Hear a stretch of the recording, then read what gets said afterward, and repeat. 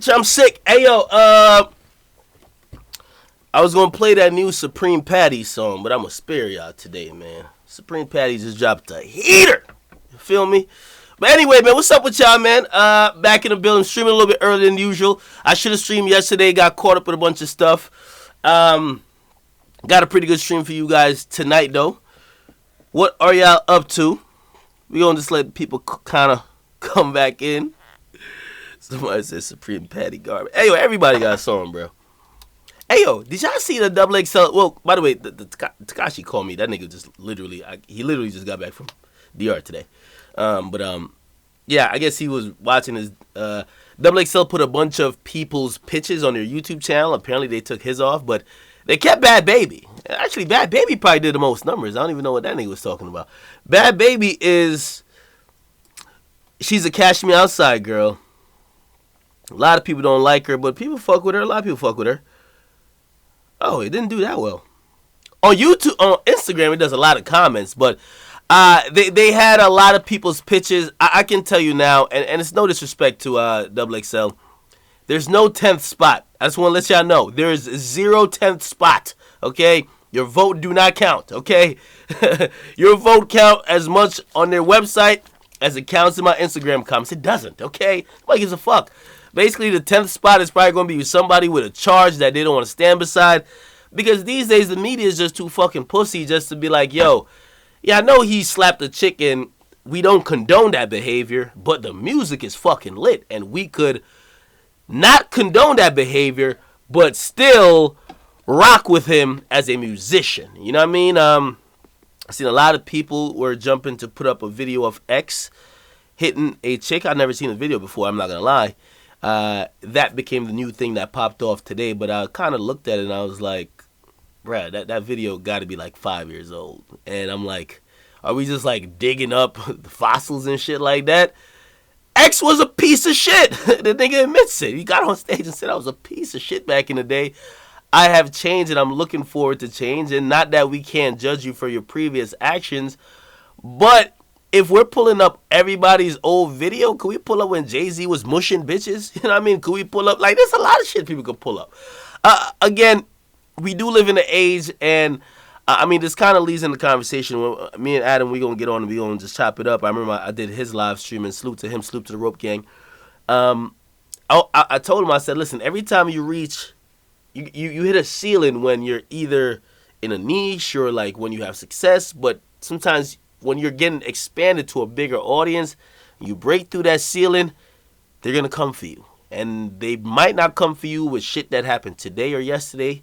They might find some shit that you did as a baby. You know what I mean? As a baby, you used to just fucking shit in your diapers. They're going to put it out. And again, I'm not excusing no one for past actions. But sometimes when you see stuff that cannot be validated by proof, because there's not proof from 10 years ago, or there's no context to some of these things, these people look crazy. And again, definitely not offering defense of X, anyone else, but I always look for the witch hunt. Because I remember when they were getting at me for every little thing, and maybe it wasn't a witch hunt in terms of past shit, but listen, they can't wait till I fuck up or I say something out of turn because they love coming for me. And I always said to any internet creator, I always said to anyone else, I said, give it time. If you get to be as successful, I'm not saying I'm like super successful, but when you break out of that bubble you're in, they'll come for you too. All right? Not going to do too much talking because I really want to chop it on my nigga Adam. So I'm going to actually call him right now. Let's see what he up to.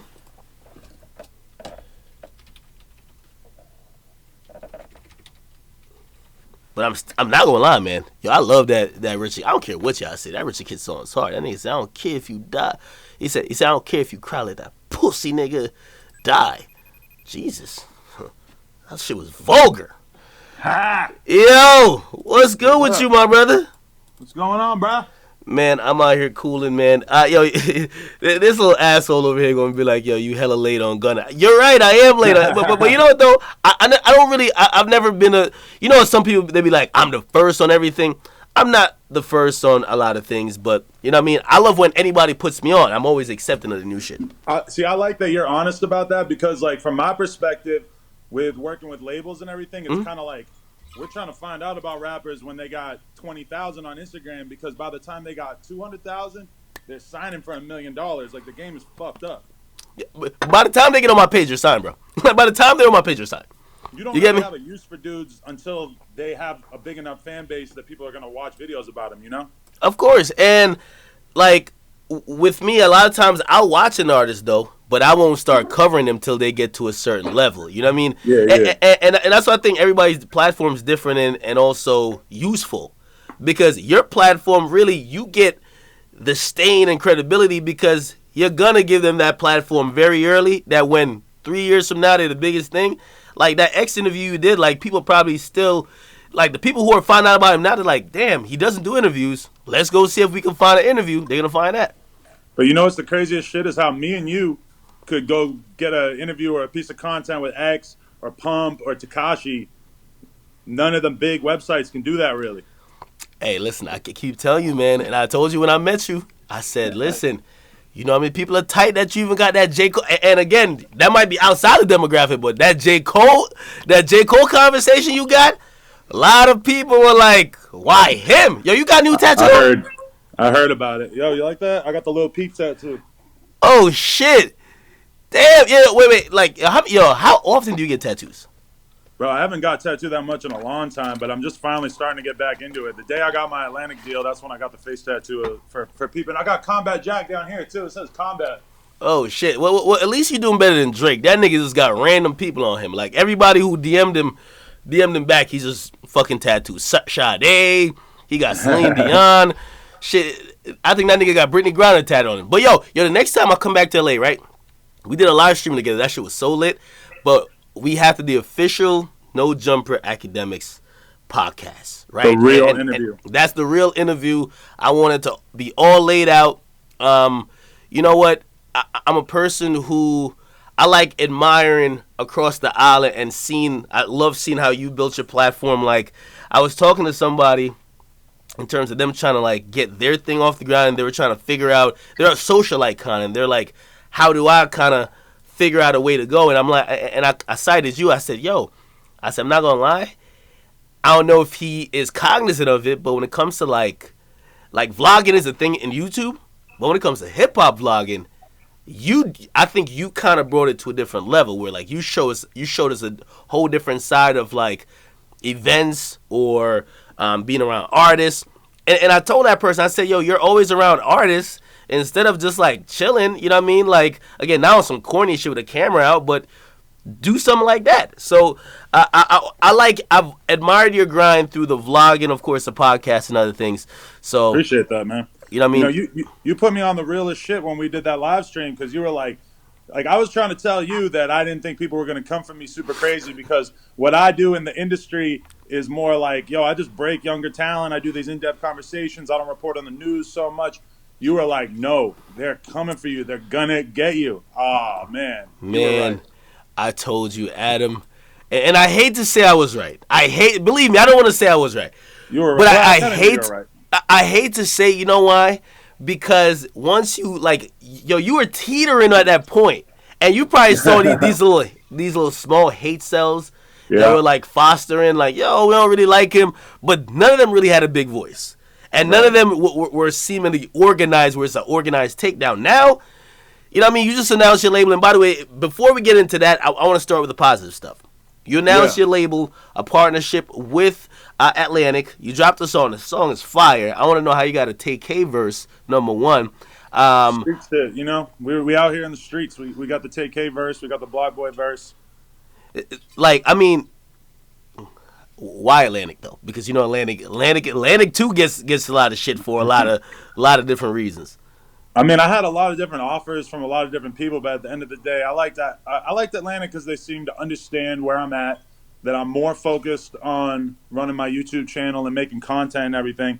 But then they also they saw the potential, they saw what I had built, and they just seemed like they understood me. And then on a personal level too, it was just like people that I got along with real good and everything. So I don't know. To me, it's like it was an easy choice, but at the same time, a lot of other labels have hit me up more recently, because they're thinking that Atlantic's going to drop me. So they're like, we might have to chill for a couple months because you're hot right now, but maybe we could come and like figure something out in a little bit. So Hey, now, I don't know if Atlantic got pussyfooted and decided to drop out. Hey, I could tell you.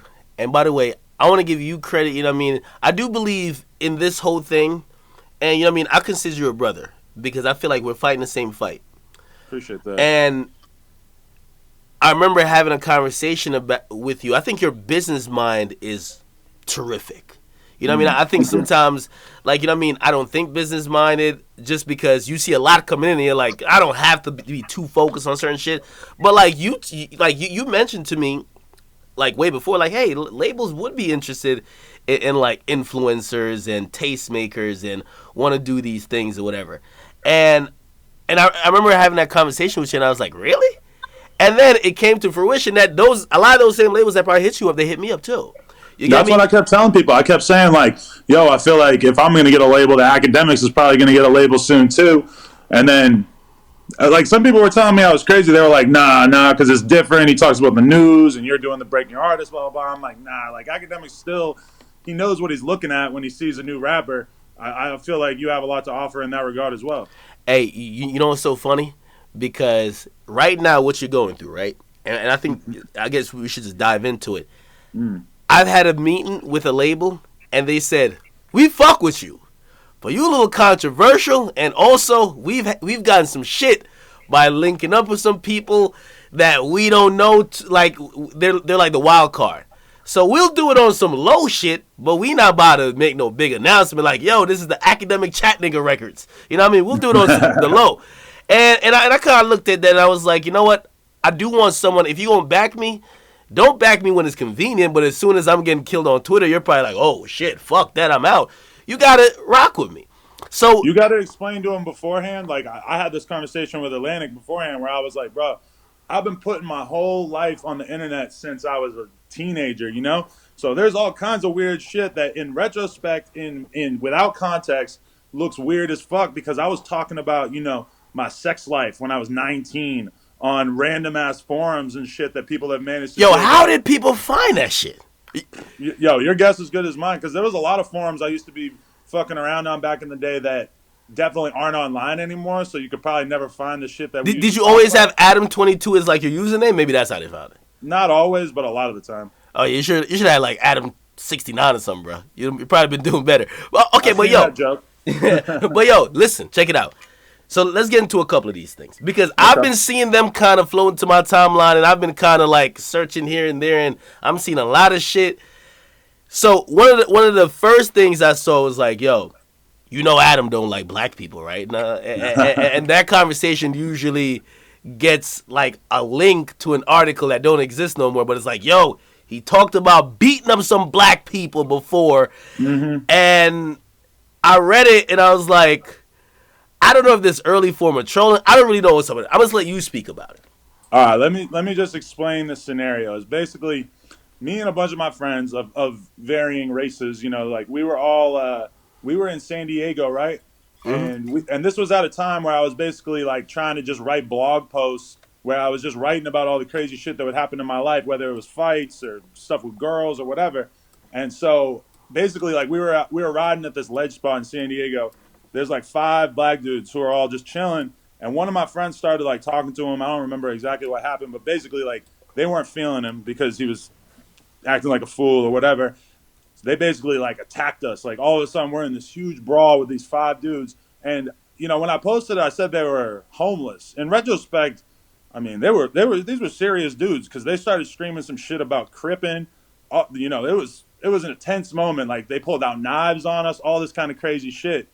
So basically, we got in a big ass fight. They tried to steal our video camera, all this shit. We ended up like, doing all right in the fight and everything. But then like nobody got real hurt or anything. And then we had to like kind of dip off and get out of there because this is their area and they were like calling for backup and shit like that. So there wasn't any sort of like racist sentiment in that blog article. But when I posted it, because I was like, some random fucking dude and I didn't know who the fuck was gonna look at this or whatever, I should have called it "We got in a fight with homeless people." But instead, I ended up titling it "We beat up black people" because of the fact that all of us were all in agreement that none of us had ever punched a black dude before, and that it felt mad racist and weird. Like it was basically, it was like a clickbait type title, but this was like 2008 or some shit when I wrote it. So in, out of context with me coming around, like at the time I was just a BMX kid. I was like a fucking random ass kid. And then now you look at my position and stuff where I'm working with black people constantly and stuff. Obviously people see me with black people all the time. There's like, I've never been a racist person. Like, and even when I was a kid, I didn't have racist parents. My parents raised me to Hold on one not be second. like that at all. And by the way, I've watched your response video, and also like I get what you're saying. So you were Mm. definitely clickbaiting, right? Yeah. Just to you're clickbaiting.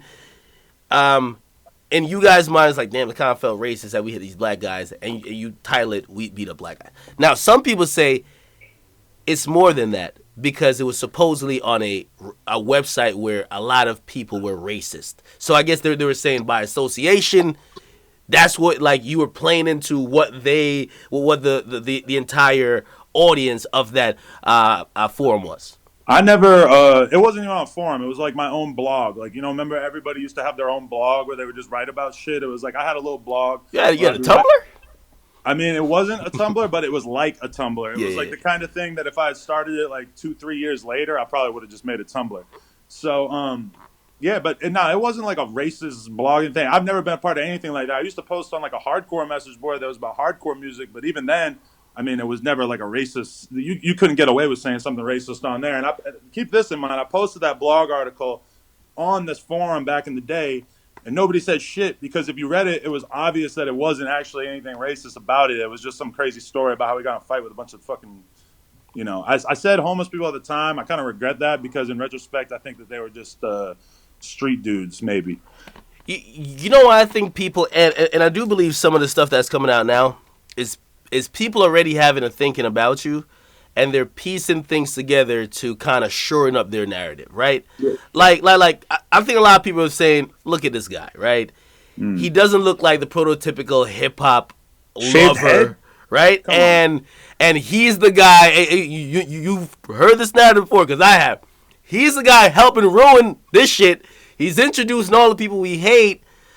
Also, keep in mind he comes from a BMX background, and even though you might have, and I've heard you speak about hip hop, you seem like you're not just a guy who started listening a couple years ago. You've been fucking with it, I've but been in this shit. it helps paint the narrative to say, yo, you know what? This is a culture vulture, man. He just came over from the BMX shit because he saw it was easy money. He could manipulate some black dudes, and he used to be racist in the past. Yeah, nah, I've never been that kind of person because, like, if you think about it, even when I moved to New York when I was 19, I only hung out with black people because, like, the BMX scene in New York at that time was all black kids, Puerto Rican kids, Mexican kids, whatever. Like, I never have been that kind of person that was like, let's just clear that the fuck up. Is that I was never hanging out with racist people. I was never in any kind of like. I would never, even back then when I was a kid. I remember when I was 19. I got in a fight in college, my second year of college, because the white kid that I was living with said the N word about me. I made a video about talking about it, but he kept saying the N word about around me. I got real pissed off. We ended up getting in a huge fight, shit like that. Like I never been the kind of person that was okay with racism or whatever. And that blog post, speaking to a very small audience at that time, didn't seem like a big deal. Now all of a sudden people see it and they're like, like fucks them up. I do believe, and even bigger than the blog post, I think people see you, people see like Lil Xan, and I'm not defending anything Lil Xan said, but I think you guys get a tougher time because people are looking at you guys like, man, these guys don't look like what we expect the rappers or the critics or the tastemakers of hip hop. Like, do you kind of feel like for example, right? Do you kind of feel like you have to surround yourself with people who might fit that just to kind of like, you know what I mean, warm up to those people? Or do you say, fuck it, man, I am who I am, and if you can't like it, whatever? Nah, I mean, because I still like to this day, if you were to come into the back of my shop, you got white kids with long hair who look like they're, going to be doing some streetwear catalog. And then you got, like I hang out with Desto Dub, who's like Lil Pump's hype man on tour and stuff. Like that's one of my best friends that I hang out with like multiple times a week. I mean, and not to mention that on top of that, like, I'm hanging out with like a lot of the guys I hang out with are like people always say ADAM22 only hangs out with 18-year-olds. I hang out with a lot of like 30-plus-year-old dudes who basically like have been through the whole gang thing and everything and are just smart ass dudes who I get along with them because they know the streets and they know the rap industry and stuff like that. Like I got to shout out my man TK.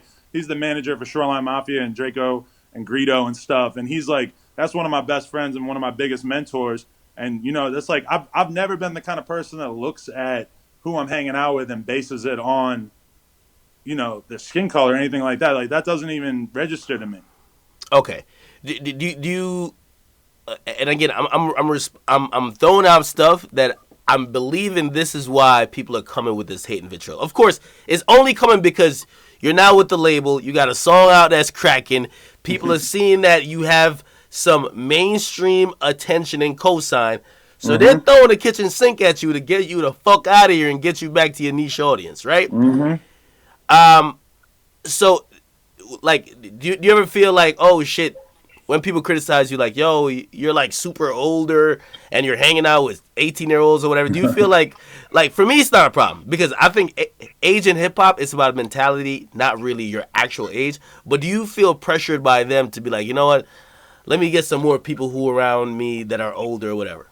Nah, I mean, like, I hang out with a lot of older people, just like my cameraman, aka, like, he's been my best friend for like 10 years, this dude, Chris Long. I mean, he's a 35-year-old white guy. I get along with him because we got a very similar, like, life experience. He's from around where I'm from and everything.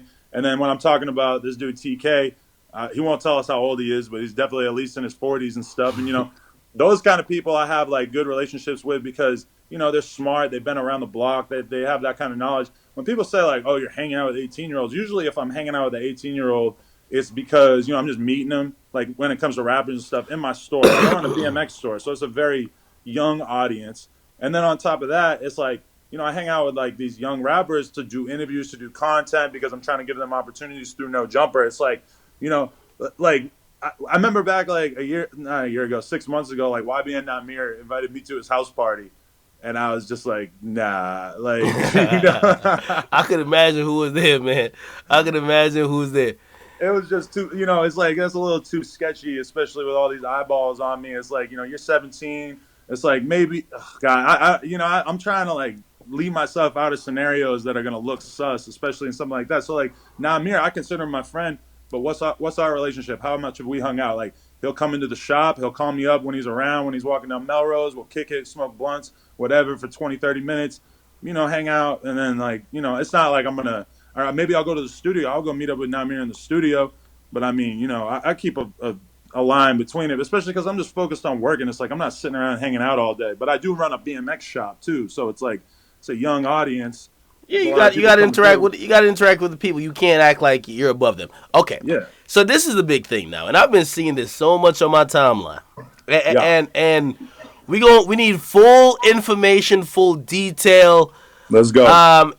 It's basically, I think it's a description of an incident where you were in conversation with a young woman when you were younger, but she was underage.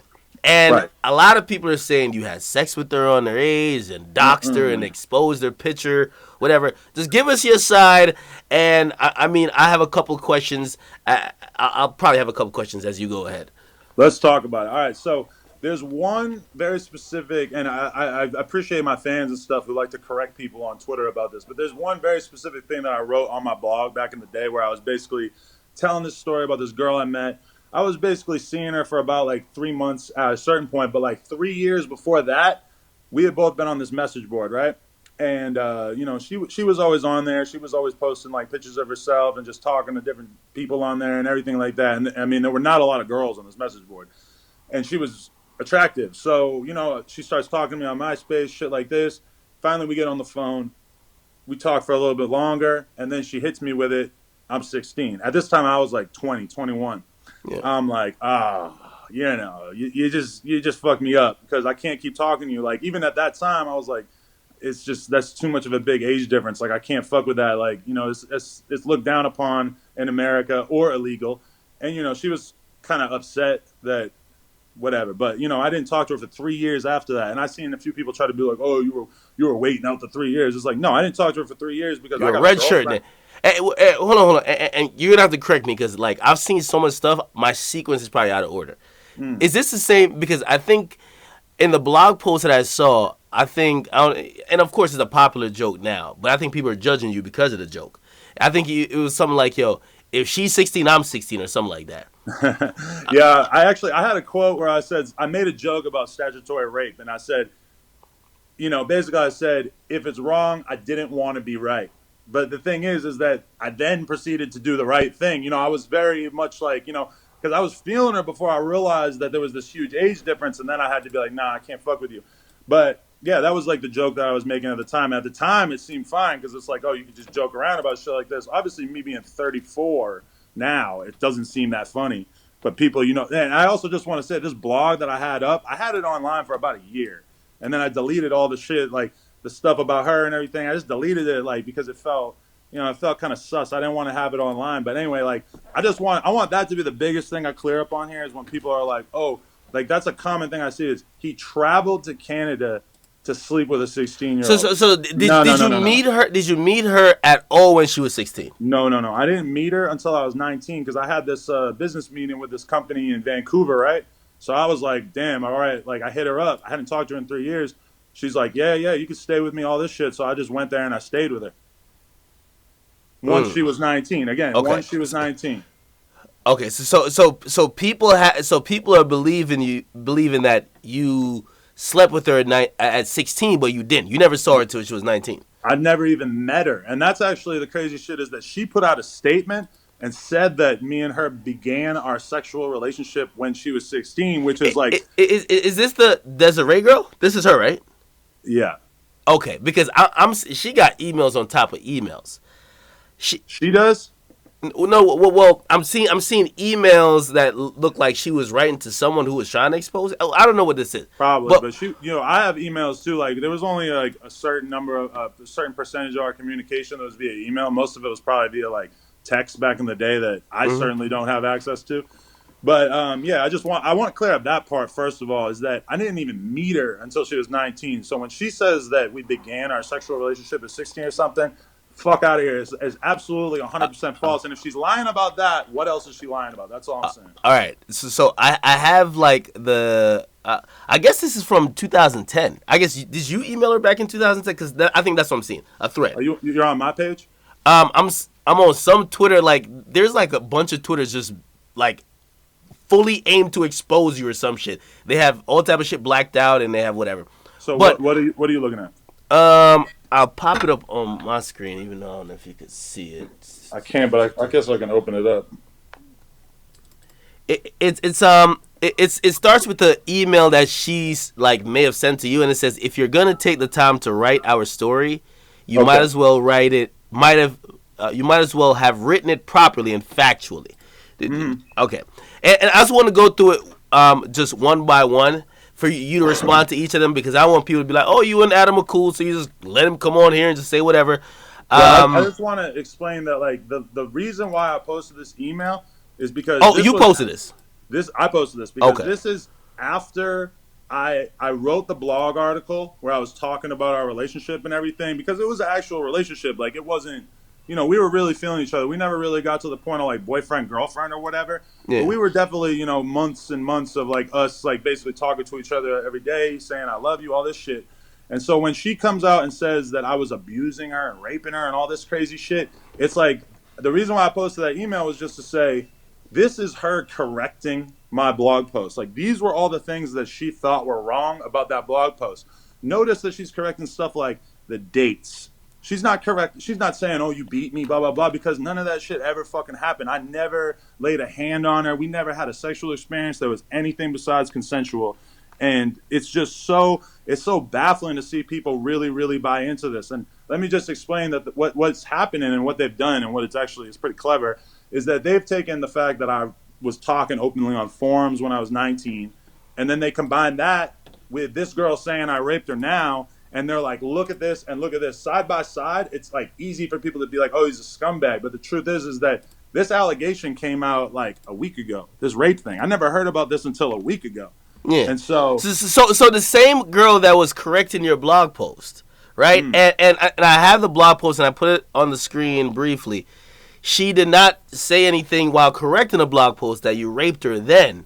And Now she's but I'm just saying you telling raped people her. to look at the tone of that email and maybe the other email that I posted as well. It's like, she was not angry at me. She was not, there was nothing in any of this communication to indicate that there was ever anything that was inappropriate about the time that we spent together. Okay. All right. Why do you think she's now coming out and changing the story or adding this to it? Do you and this is an objective question. Do you feel like she might have felt all these things then but didn't say it for whatever reason? I mean, I think that basically, like, a lot of people like to throw out the term clout chasing about what she's doing and everything, and Mhm. I've seen a lot of people get offended by that and say like girls never get clout off of a rape accusation, which I think that's mostly true. Like girls, I don't think girls for the most part do this shit because they're just trying to get famous or anything. I think that she legitimately hates me at this point because of the fact that I at one point wrote about our relationship in depth, and that she's just basically willing to do anything to try to take me down at this point. Like she just is like, oh, and, it didn't come around till the Atlantic thing came out, and then she saw that, and it's like she knew that the original, like the truth, would be like, oh, if she was telling the truth, she would say he wrote about our relationship and I didn't like it, and that was fucked up, and she would be calling me out for that. But there's no use in her calling me out for that because there's nothing illegal about that or whatever. So instead, what she do? She adds every single thing in the books. Sorry, she adds in the rape, the sexual or the abuse, the doxing. The doxing thing is super funny too because, Did you post her underage nudes? Because I see that a bunch, or I see bro, the accusation that you did. it's so crazy because what she's not including in this whole thing is that she was posting photos of herself on this message board on MySpace, blah blah blah. Number one, I never posted nudes of her. The closest thing is that I posted a photo of her one time where she had her hand like it was like a modeling photo, and she had her hand like wrapped around her nipples, so you couldn't see anything. Was But she I did. underage? I honestly don't know if she was underage, but I do know that the only reason I had that photo was because she posted that photo on this message board, and that's the only reason I had ever even seen it. Ah, So the okay. idea that, and I get it from her perspective that she's like, oh, I'm going to say that he leaked my underage nudes. It sounds terrible. It's bad enough for a lot of people to write me off just on the basis of that accusation. But you got to remember that this is just not true. Like she was posting all this crazy shit. You remember that website? Is anyone up? Oh yeah. It was. It was. And I'm by no means co-signing what they did or whatever. They were just all about posting like revenge porn. That was like the first revenge porn site. But she was all over that site like fucking crazy. Like her photos were all over the internet. The idea that I leaked it or I doxed her, nah, bro. All right. Again, I'm gonna read this because apparently, again, I'm just to be clear to you, everybody watching, whether they're your fans or a hater or someone who just don't know what the fuck is going on. Mhm. I'm really lobbing all these accusations and allegations that you could respond to them because it's a lot. And also, I want to be fair, right? I don't want to just basically say, listen, everybody's cloud chasing. You never did anything, blah, blah. Because some of them, they're saying, hey, listen, well, we're only looking at your words from back then. So I guess this is from a blog post. Again, I'm not too sure which one because it's just a screenshot on Twitter at this point. But it was it's a part of something it seems that you wrote that you said. Now, any of the math inclined out there are probably reading this and thinking something like, she's 19 now, you were 23 then, how old was she then? Then it continues, well, she was 16, but come on, man, look at her. She's 18 or 19 in most of the pics here, but she didn't look much different at all then. That And okay? So yeah, and you're gonna do the banger quote right here, right? yeah, and then if statutory rape is wrong, I didn't want to be right. That's what it said. But Um, okay, this is the thing about that is if you read the two paragraphs after that. Actually, I think I have them right here. The two pa- okay, go ahead. the paragraphs after that, I said, where is it? Do I have it? I might not have it. Anyway, the thing I said after that, that was me just basically describing the scenario where she got me on the phone and then she told me her real age. You know?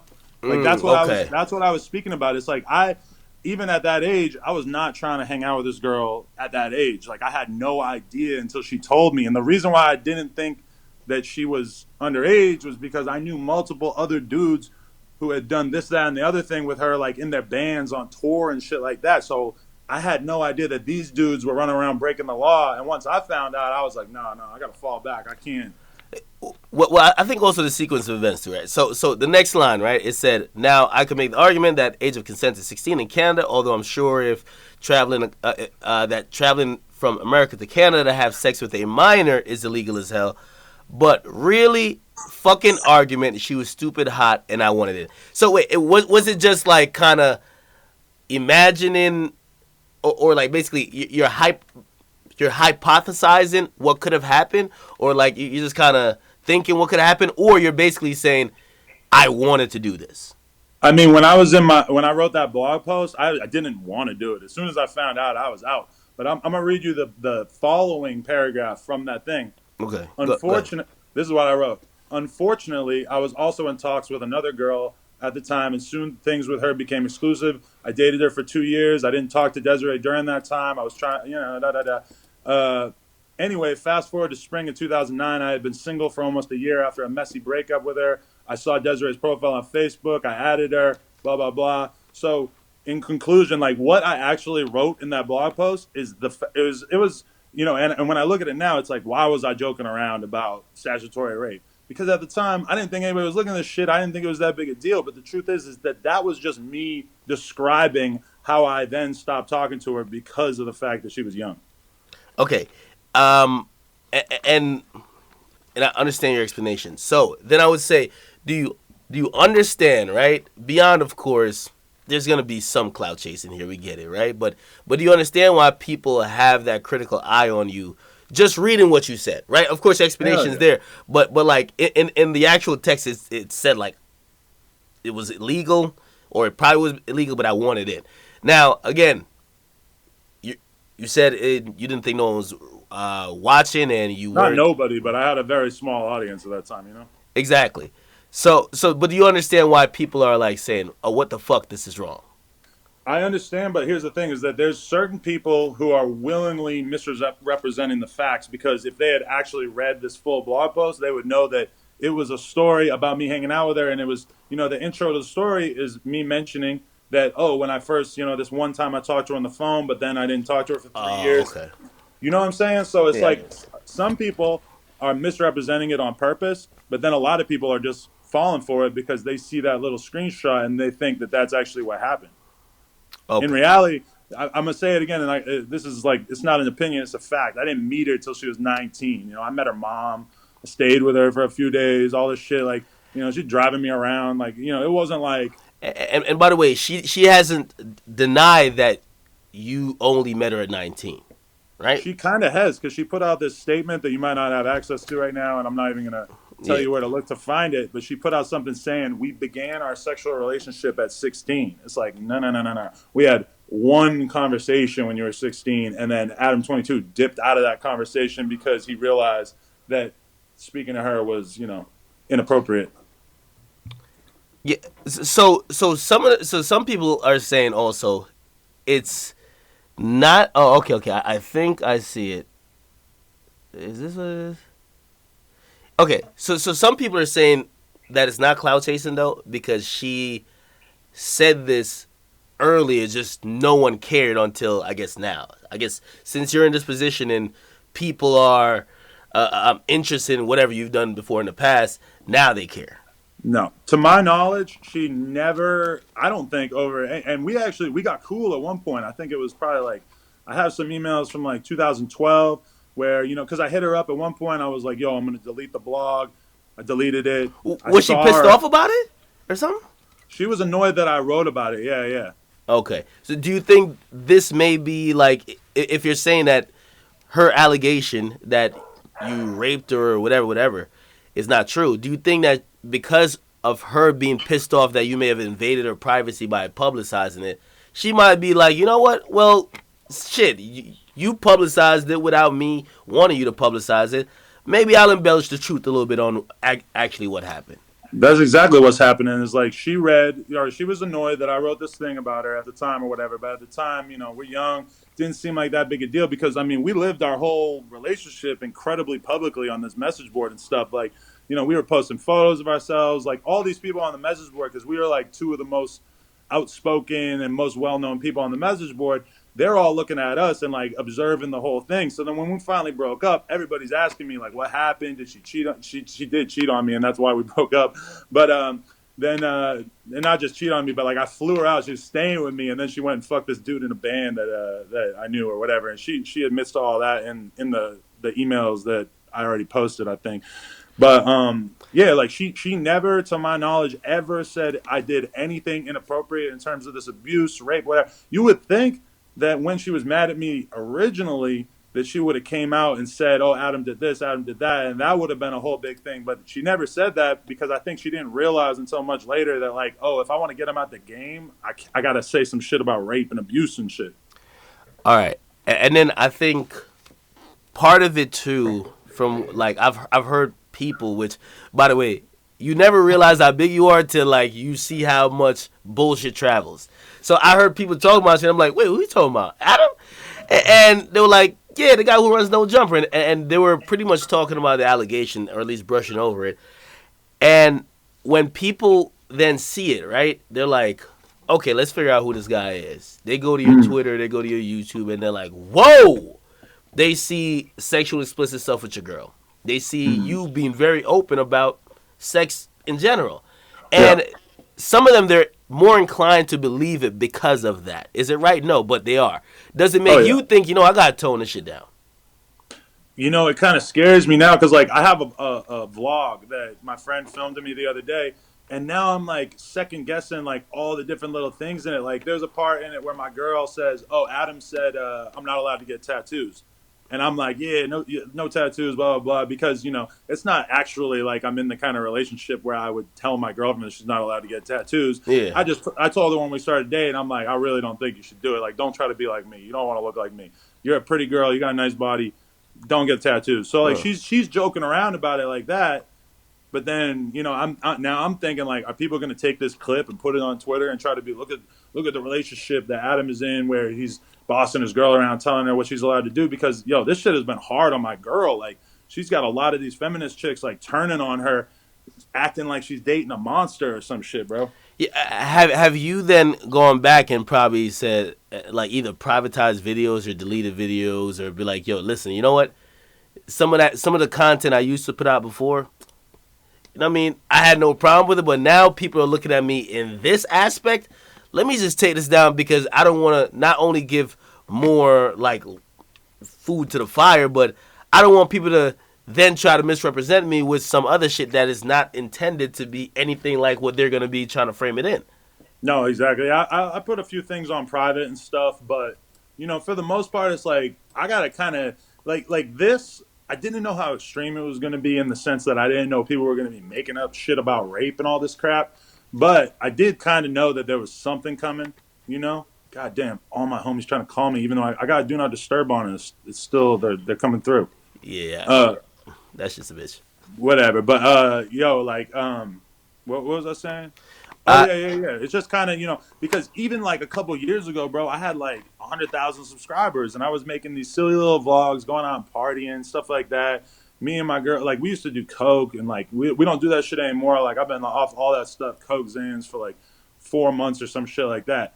But I mean, like, there's videos where you can straight up see my friends doing coke in the background, where you can see people talking crazy shit about drugs, all this kind of stuff that if you look at that from the perspective of, oh, this is some BMX kid who's like trying to make videos and get views and shit like that, it doesn't seem like that big a deal. But then you take it in the perspective of, oh, this is a guy who got a label deal with Atlantic.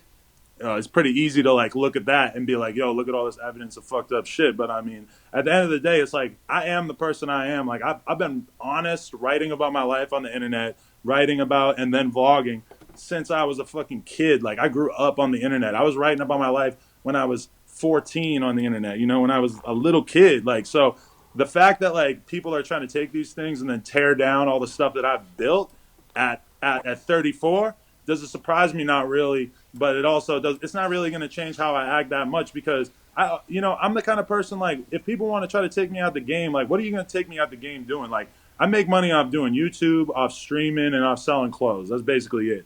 So it's like you can't like you can hit up Atlantic all fucking day, and Atlantic they're doing their due diligence to try to make sure they're doing the right thing and everything. But when they went to sign me, I told them I'm like I'm a lot closer to a rapper than an executive.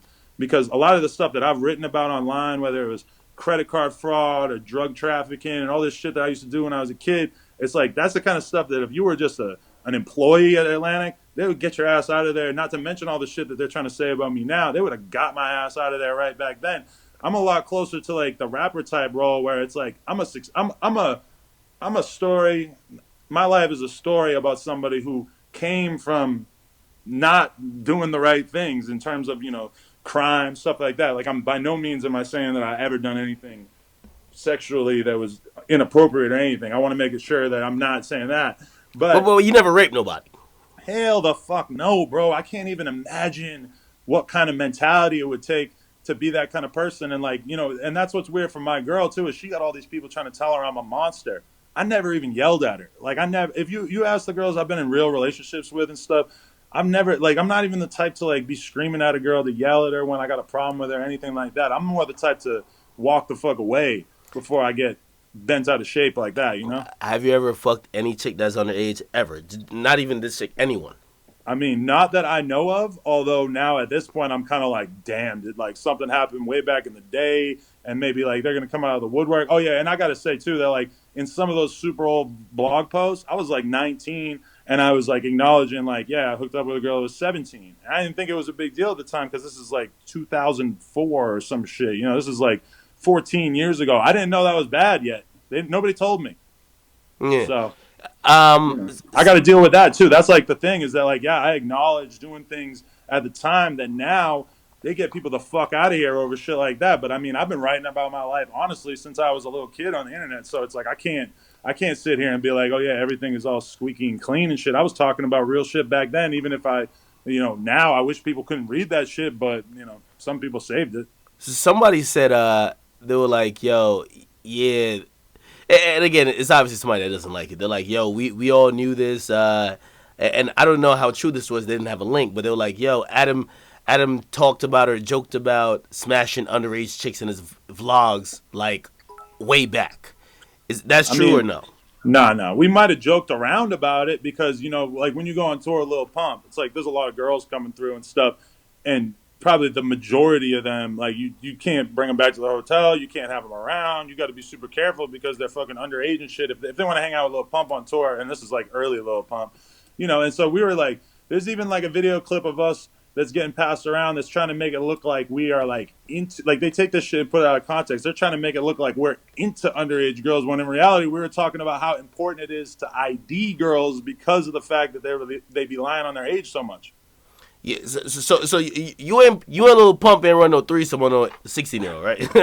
Nah. I mean, I seen Lil Pump get it in with grown ass women though. Not get it in, but I seen stuff. Yeah, but anyway, and I guess this is the part that in this day and age of just allegations and the witch hunt, nobody really cares about. But clearly, if this woman now is making these allegations, she could go to the police and she could have an investigation started up. Is there an investigation going on? Is there a possibility you might get in legal trouble for those things or what she's alleging? I mean, I can't. She herself said in a statement that I saw that she's not trying to do a criminal case or some shit like that, which of course she's not because she's talking about something that happened 10 or 11 years ago, a short relationship of a few months. Really, we only spent a couple weeks together at one point in Vancouver, and then she came to visit me in New York. There wasn't anything inappropriate about that relationship. There's tons of people who saw us together during that time. There's all this conversation via email and everything that indicates nothing that was done wrong. I don't understand what kind of case that would be or why the cops would be interested in it. And it's not that I don't have sympathy for girls who are raped, because a lot of girls who are raped, even if it's a week later, what are they really going to show the cops to get the cops to be like, oh yeah, we have a case here? I mean, it's not easy to form a case for a rape accusation because most of the time this is stuff that happens behind closed doors and shit like that. So I have the utmost sympathy for women who actually have gone through this. But the thing is that she doesn't have a fucking leg to stand on because we never there was never anything that would indicate that. I mean, I could ask. I mean, I don't even know what I should say, but I have all my roommates that I used to live with that hung out with her, that saw that we had a happy relationship when we were hanging out and stuff. It's like the idea that the cops would have any interest in it. I'm not worried about that because it just seems absurd. Okay, and do you think that any other women have like similar stories? Because where there, what happens is nowadays where there becomes smoke, all of a sudden it goes from one to your Ian Connor, Bill Cosby. You get me? Like Exactly. they jump out the window. Listen, I mean, I've never, I swear on my life, bro, I've And never. by the way, before you answer this, have you ever like slipped a Molly to a chick that she might be like, oh, I didn't really remember shit. Any chick that might be like, you drugged them. Never put Oh, anything in a drink, nothing like that. Never in a million years. But I will say though, like yo, I seen a girl being like, "Oh, I hung out with Adam 22 and his friends one time, and they were trying to give me booze and coke." It's like, yeah, we were drinking booze and we were doing coke. Why the fuck would I not offer you some? I mean, the stuff like that because a lot of girls like even if nothing bad happened with you, it's like they just don't like you, so they yeah. want to be part of this when they're trying to get you out of there. Yeah, nah, I completely know. Trust So, me, I know. so I mean, Hey, it's yo, there's a girl from my college, man. I used to feed that chick sangria like water. I was like, Jesus, bro. I used to feed her sangria like water, and then now, like honestly, I don't. I hate to just say someone's mad at your success. I honestly think she doesn't like what I probably represent. Like, she doesn't like that type of music or whatever. And you know what I mean? Like these days on social media, they hold people like me and you up, and you're like the fucking devil. Like mm, just because of the music you like, the music you promote, just because of what they feel you represent, you're now a super bad person who's not human. It's kind of like somebody hating you over your political belief. It's like you're not even human anymore. You're just this evil person that we need to prove to everybody else why you're evil with then personal things. So I know about that, but you don't foresee like a bunch of more people coming out because BuzzFeed will find all these motherfuckers, man. That's what they oh do, yeah. man. They I will mean, find all of them.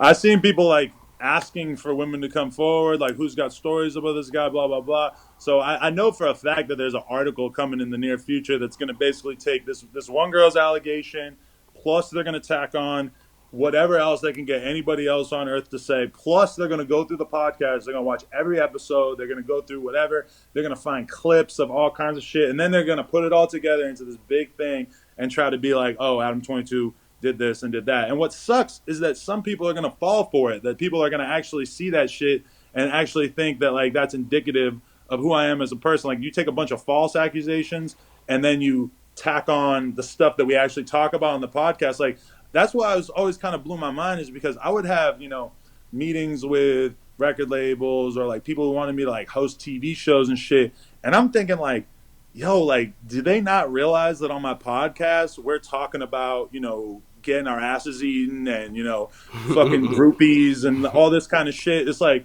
I don't have a brand safe image. The shit that comes out of my mouth ain't brand safe, and I'm not really worried about that. But I mean, yeah, they're definitely gonna try to make me look bad as fucking. It sucks because it's just like a rallying cry for people that already didn't like you. But I mean, at the end of the day, what can you do? Do you kind of regret even like taking a label deal? Because like honestly, if you ain't had a label deal, if you ain't had a song out, if you weren't announcing that, hey, you know what, I'm about to interrupt these places that you no longer could just ignore me because I'm niche. If you weren't that, they wouldn't care, right? Like, so did you kind of almost like, yo, maybe I shouldn't have did this now, or maybe if I did this, maybe my name and my brand shouldn't be the thing that's the face of it. I kind of like that kind of stuff went through my head in the sense that like, oh, when I announced this Atlantic deal, people are going to come and find every stupid thing I wrote when I was 19 and they're going to take it and they're going to try to spin it. They're going to make it work for them. I knew that was going to happen, but the truth is that I got to get through this. I got to like get through that initial burst of a bunch of people lying on you, plus including all the stuff that I actually talked about. Like you got to fucking get all that stuff out of the way if you're really going to make it in the game. Like my homie TK, he's like a super mega OG, and he was like, bro, the problem with you is that your career has just been up, up, up, and you haven't had it down. There's never been a rallying cry for the people who hate you, and now they've found it, and they don't even know that they're being duped by a girl who's jugging. Yes, again, everybody, I'll keep saying it. If you get successful enough, they'll come for you too.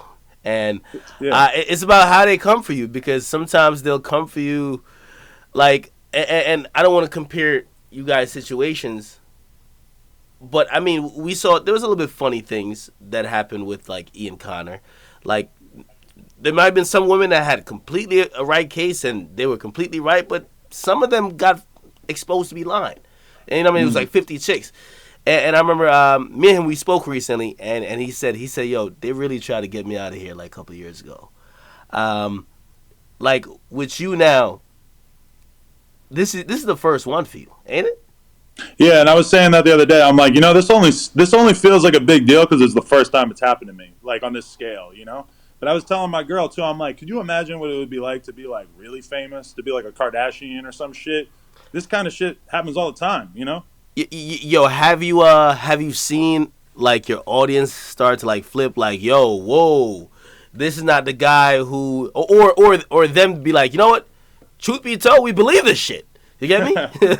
Nah, I think that's part of what pisses off the people accusing me is that my audience feels like they know me so well because I live so openly in my vlogs, in my podcast, whatever, that they are like, nah, like we know Adam, like we know what he's like in a relationship because they've been watching me for years and years and years, being so open about my relationships and everything like that. Like, my girl is a feminist. Like my girl, she does not like this position that she's in, but she's never even seen a tiny little droplet of the kind of aggression that you would need to be a fucking rapist, bro. So, from my perspective, it's like there's a lot of people who are just mad and like using this as a rallying cry. And what sucks though is that a lot of my fans are probably gonna like take this information and then they're gonna look at every girl who says she's raped for years to come and they're going to doubt their claims. And I don't like being part of that. Like it's almost tempting to point to like some of our friends who have dealt with accusations and stuff. But I mean, those accusations have a lot more legs than the stuff that's being said about me. The stuff that's being said about me is 10 plus years old and has absolutely no basis. Like we know people who have cases, like shout out to Takashi. Like in Takashi's case, like he did something fucked up. I believe it was a mistake. I'll take his word for that. But then, it's like he's got to deal with it. He's got to deal with people saying all this crazy shit about him, even though it did happen and he had a case and he could talk about it and say it was a mistake. And some people will give him the benefit of the doubt now. But I mean, that's a completely different scenario. No, hold on. That's actually a good analogy. It's not the same as yours, but it's a good analogy, right? Like in his case, by the way, Takashi is regarded by everyone who don't like him as a pedophile, right? Because it's easy. It's easy for them to say that. They don't it's hate him easy because for them of to that say. shit. They hate him because it looks weird. No. But wait, though, right? If you look at what the actual case and what he actually did, yeah, he recorded a viral video of him and a young woman who was underage. She was 13. She was exposed. That is a crime, right? Yeah. Did he rape or penetrate a chick? No, he did not, right? But people love those oversimplifications. You're right. So in your case, right, it's much easier to say, I don't want to hear that he talked to her at 16. He fucked her at 16. We don't want to hear that you fucked her at 19. We want to hear you fucked her at 16. Do you feel like you're going to have to be defending that for the rest of your career? Or do you think you're almost nearing the point where you're like, you know what? If that's what you believe, fuck it. I'm done defending myself. There's enough evidence. I see your fans constantly tweeting out a video response where you clearly break it down, and of course someone who doesn't like you, they don't give a fuck about what you really say, right? Exactly. they care about their truth.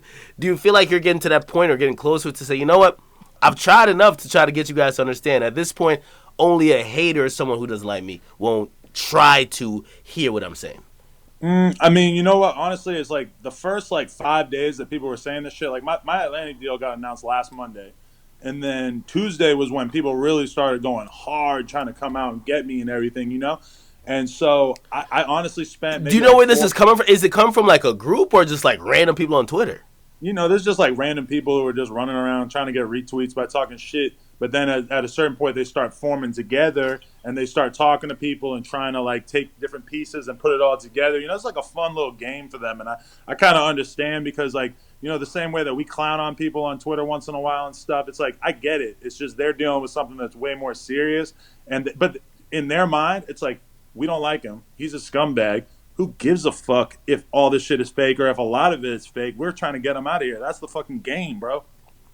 Yeah. Anyway, what I was saying is like I spent like the first 5 days, 4 or 5 days, bro, like having that many people call you a rapist. I was just sitting on the couch, just like, oh my god, like this Yeah, is. I saw, and you know what though, you're someone who's like active on Twitter. I'm not gonna lie, I've been less active on Twitter as time goes on because I do realize that number one, a large majority of that Twitter audience, even though my fans and my audience are there too, like when they want to get behind, it's the place where everyone with a pitchfork unites. Mm-hmm. His turn. We're getting him the fuck out of here. Instagram, not so much, right? But on Right. Twitter, they somehow have a town hall meeting, and they said, "Yo, we're getting ADAM22 the fuck out of here this week, man." Yeah. And you know what they're saying? If you don't get dropped by Atlantic in 2 weeks, we gotta then turn it up. Somebody else got to come forward. Mm-hmm. So, I mean, so I guess you do really read like people getting at you and stuff like that because I could imagine that gets tiring, right? Oh yeah, it gets time. But anyway, I was saying like the first 4 or 5 days, I was just sad. I was just like, man, like I can't believe they're calling me this shit. They're never gonna stop calling me this shit. Like, it's a hard rap to beat.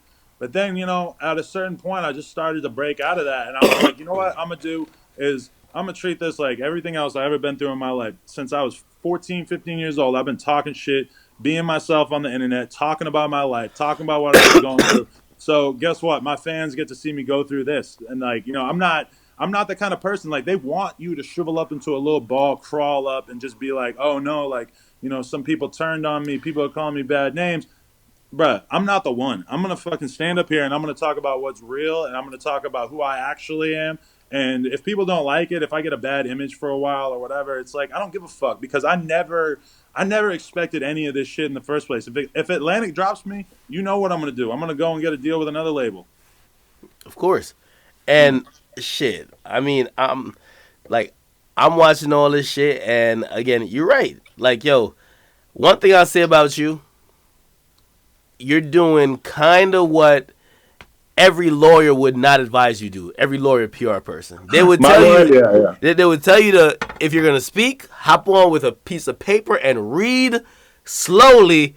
Don't miss a comma or nothing. You're getting on here. You're speaking about it like you normally speak to your audience, and to be honest, it makes it feel like you're not lying.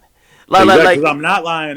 That's the whole thing about it is that I don't have anything to hide, and I just realized like if I shrivel up and I stop talking on Twitter and or I you read act or you guilty, read a bland statement, one of those like, yeah, I fucked up. Yo, nah, this is what my couldn't lawyer be me. prepared. I won't say nothing on social media until it blows over. You're Bro, that's fucking what guilty. that's what people do because they're guilty or because they are scared. And I'm not scared of these allegations because they don't have any fucking legs. I feel you on that. I You feel you on know? that. Yeah. A lot of people are asking about like your relationship. So since this has happened, have you had to be there for her more, or is she there more supporting you, or is it just a vice versa thing? Because I guess people are saying it could be pressuring to her to say, hey, you have a promising career ahead of you. Like, there's a lot of young women that look up to Lena and everything. Maybe she could be Hmm. like, yo, you know what? I'm not fucking with this shit, man. I'm out. I mean, Or at least let me distance myself. Let me not speak about it. Let me not defend him. I saw she did put up a tweet saying, yo, just for the record, he has never raised his voice at me. He's not an abusive person to me. And you can imagine all these little feminist chicks, they're like, what the fuck? You supposed to be quiet. Don't co-sign him. yo, she posted that. I didn't tell her to post that, but then after that, I told her, I'm like, don't jump in this anymore. Like, you already made it clear how you feel. Like the thing about me and her, and that's like a big part I realized in this whole thing is just how lucky I am to be in that relationship in the first place because she is just like she's a rider, like she's not gonna fucking take off on me. She doesn't give a fuck. She knows me, and she knows me better than anybody in the world probably at this point, besides my family and my friends. So or some of my friends.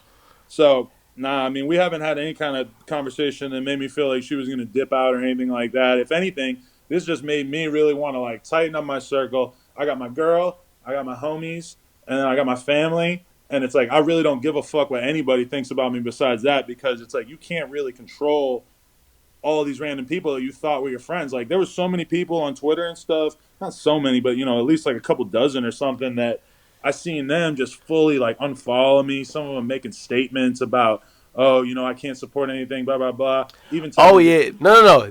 I'm not gonna lie. I'm gonna keep it real with you, right? And again, I'm telling you as somebody who has been public enemy number one for whatever reason before, and it felt like a lot. It felt like it was a time that people thought, because you see the snakes when people think, oh, he's about to be out of here. Let me just make it known that I ain't really fuck with him at all.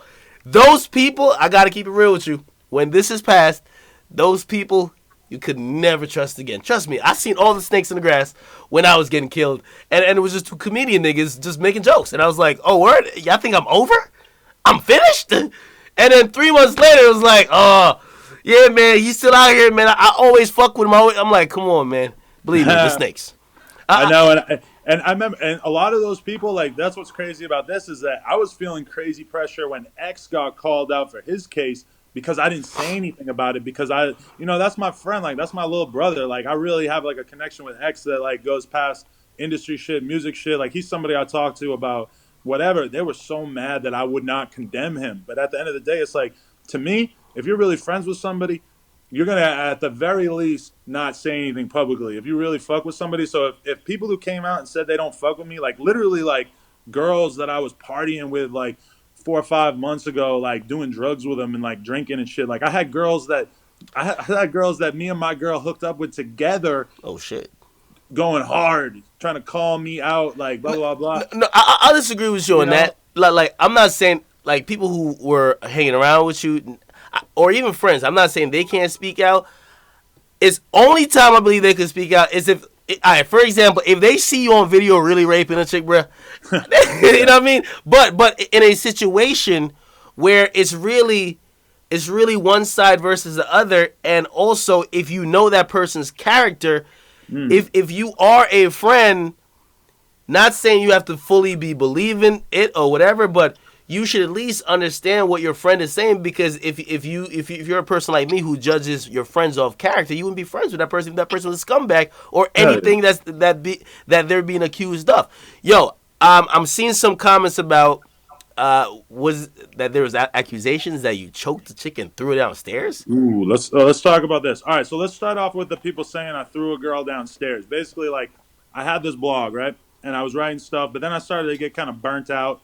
And at one point, I was like, I had other people who were like, yo, like, I got this crazy story about this drunk ass night I had, blah, blah, blah. And at one point, I let somebody post a guest blog on my blog that basically was like them telling some crazy story. And at one point in the story, I barely remember this shit, bro. This is like 12 years ago and shit. But at one point in that story, this guy talked about how he got into it with a girl and she ended up going down the stairs or whatever. I haven't read it in forever. But either way, like, people keep screenshotting that shit and being like, oh, look at Adam wrote about this or whatever. It's like literally not even my words. I did not write that. Okay, so that was not you. And people, I mean, that's just another one that people are going crazy with. Like, there's people writing me off because of that, and like they're never going to admit that they were wrong, that I didn't even write that shit. And by the way, just real quick, because I see certain people like saying in my chat, and also like I clicked on a link and I seen a tweet from one of the guys here. I don't know who Connor Tripler is, but honestly, I'm going off your whole thread and I'm asking the guy, okay? I hate this thing of why you give someone a platform. It's like saying, why don't we just like lynch this guy without even asking him to defend himself? It's like saying, why do we even have a trial? Why don't we just like, oh, that's what happened? Let's kill him. I'm asking the guy the question. I'm not co-signing anything. I'm giving him a platform to, and by the way, he has his own platform, but I'm giving him my platform that I could objectively ask him everything you're saying. I'm going off your thread. And if you have these allegations that supposedly he's a bad guy and a monster that did that, you would want to talk to him and also talk to the victim. If the victim want to come up here, we could have that same conversation, and hopefully I'll be armed with the questions to ask her and try to challenge her. I'm trying to challenge Adam. I'm not just trying to set him up to say, you're innocent, let's go. You get No, me? you're doing good because I was thinking that in my head. I was kind of like, God, I hope Ack isn't like trying to be funny or like trying to make light of the situation too much because that would be No, weird. no, Yeah. no, no. Like I see the tweets, and again, I'm also, and that's why I didn't really even get into it via text with you because yeah, like let's discuss in an open platform, right? It's not those thing where Mhm. like okay, we're both creators, let's try to fucking fudge it for the audience. No, like you're very transparent and honest with your audience, and I'm very transparent and honest with my audience. I would never bring you on here to be like, you know what?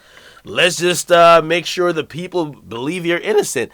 And however this conversation goes, and however people will watch it, they might be like, you know what?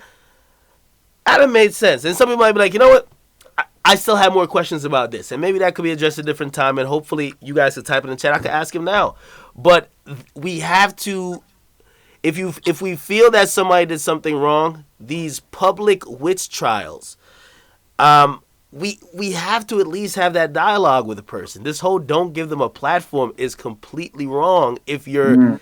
killing them on each platform. Right. Okay? Yeah. Let me see if I Yo, missed but anything. Okay, this okay. is the So, did you finish explaining the whole thing about the throwing down the stairs? So it so was not okay. you; it was a guest blog. That was the throwing down the stairs thing. I got another situation that I got to clear up too. Is that okay? Again, about 12, 10, 11 years ago or whatever. There's a girl that I was like really good. I'm still really good friends with her. She's still like a very like close person to me and everything like that. But basically, like there was a night that we went out and we were doing a lot of. I'm not gonna say she was doing drugs because she told me that she wasn't. But in general, like we were drinking a lot. Like she was definitely drinking and shit, and we ended up getting into it really fucking crazy. And I was off, bro. This is like when I first found out about doing coke and shit. So I was bugging, bro. And I grabbed her. Like she was screaming at me about some shit, and I grabbed her. And like some people have taken that to make it, I choked her or whatever. I grabbed her. My friend jumped on top of us right away and broke it up Wait, before so it could was turn there a into video of anything. this? No, no, no. Okay, so this is the account of the people who probably witnessed it, and some of them are saying you choked her, and you're Right. saying no, you didn't. You grabbed her. Well, I mean, I'm gonna say that I Did you grabbed did, her, did you grab her by the throat? I grabbed her, but the thing is that my friend broke it up. He jumped in between us so quick that like nothing could really happen. But I mean, I do have to take the L there. Like that was fucked up. Like I was, I was fucked up, and so I acted in a way that I never really acted any other time in my life, where I actually just let myself snap and did something, that is just outside of my character. And I think it says a lot that she doesn't want that to be like she doesn't want that discussed because it's kind of weird for our friendship and stuff. Like she's about to be married and all this shit, and we still talk and stuff. And she knows I'm a good person. Like we've kind of been. She dated like one of my best friends for like many years, right? So that was like what always like kept us in each other's lives and stuff, and why that one incident was able to like not become that big a deal and stuff. So I do have to take the L for that. That like that was like one time in my life that I really slipped up and did something violent. But at the same time, I mean, I didn't do any damage. I didn't hurt her. I didn't hit her. So, I mean, I feel like a lot of people want to take that little smidge of something that I've acknowledged that happened, and I don't want to call it a smidge. It was fucked up. Like, that was really bad. Like, I've never, that was like a very rare occasion in my life. But then, people want to take that and expound upon it and be like, oh, like, he's abusive. He's got this history of abuse, blah, blah, blah. I get why they're doing that. I get what they're doing, but I mean, this, it was a unique situation because I was fucked up on a whole different level, and that's a big part of why I don't do drugs anymore, and why me and my girl kind of swore off all that shit because, it's like I'm just not trying to get into situations that I'm not in control of anymore, and that's like kind of inherently what doing serious drugs does is it makes you start acting crazy. It makes you start doing shit that you wouldn't normally do. Yeah, well, if you stop like taking drugs, I'm not gonna lie, your skin look hella clear, bro. I don't know if it's the camera shit or like maybe the drugs. You know what I mean? Nah, You're not looking like famous Dex out here, man. Like the I've been having so many mouth people corners tell are me that. clean. It's all good. Wait, okay, and to get to another issue, A right? lot of people have been telling me that though because I stopped. I still smoke weed a little bit, but I probably smoke like 90% less weed than I used to. So I feel like that's why people keep saying like, "Yo, your skin looks crazy good and shit." I didn't know it was gonna change my face that much. Yeah. Okay, so I see, and again, I'm not asking you to fucking lay out because it seems like this person had a whole expose, right? At least on Mm. his Twitter, right? I'm not asking you to lay out the defense for these other people who are associated with, but according to what they're saying, they're like, oh, there's allegations against people. This is a group thing, so they're saying, hey, your friend was it Robisman? I don't know how to say his name. When it comes to like whatever they're going through and everything, I'm gonna choose just to not comment on that at all because obviously I can speak from my own experience and everything. But I mean, I don't believe that Roseman's the kind of guy that would ever do anything like that. But at the same time, I can't really be like sitting there and acting like I have some kind of insider knowledge of his shit. So I'm gonna do what I would appreciate other people doing about my situation, and I'm just gonna stand back and say like whatever, like that's gonna figure itself out. Like if he did something wrong, maybe it'll come to light, but it's not anything to do with me. So Okay, but people are gonna say, "Hey, you guys are very cool, and you may have been complicit. You may have been, you may have sat back and allowed something to happen that was bad that you could have stopped, or you might have witnessed something that you're not gonna say now because you want to stench on your guy or whatever, whatever." But just me asking you the question straight up, you, have you been a part of or seen your friends do some fucked up shit that you no, either A didn't stop or you kind of turn a blind eye to? no, and I mean when they're talking about Roseman, it's like me and Roseman don't like hang out that much. Like we've done the podcast together a bunch of times, but I mean I don't know what the fuck he's doing. Like he got a girlfriend now and everything, so that's like a part of why we don't really hang out as much and stuff. He's off in his own little world. But I've never seen him do. He's like the most meek dude that I ever met. So like the idea of him doing anything violent to anybody, never mind in some kind of scenario like that, I can't wrap my head around it, and I got nothing. It's definitely something I wasn't accomplice to or anything like that. Okay, and I guess I'm asking how you deal with these situations, right? So, like for example, I seen like one thing that says, "Oh, like your which is a co-host of your podcast," and I could imagine since the podcast is of your brand that you're the CEO of, they're saying, "Well, your co-host tried to fly out underage girls, and he might be doing these things, whatever." Do you look at it like, you know what?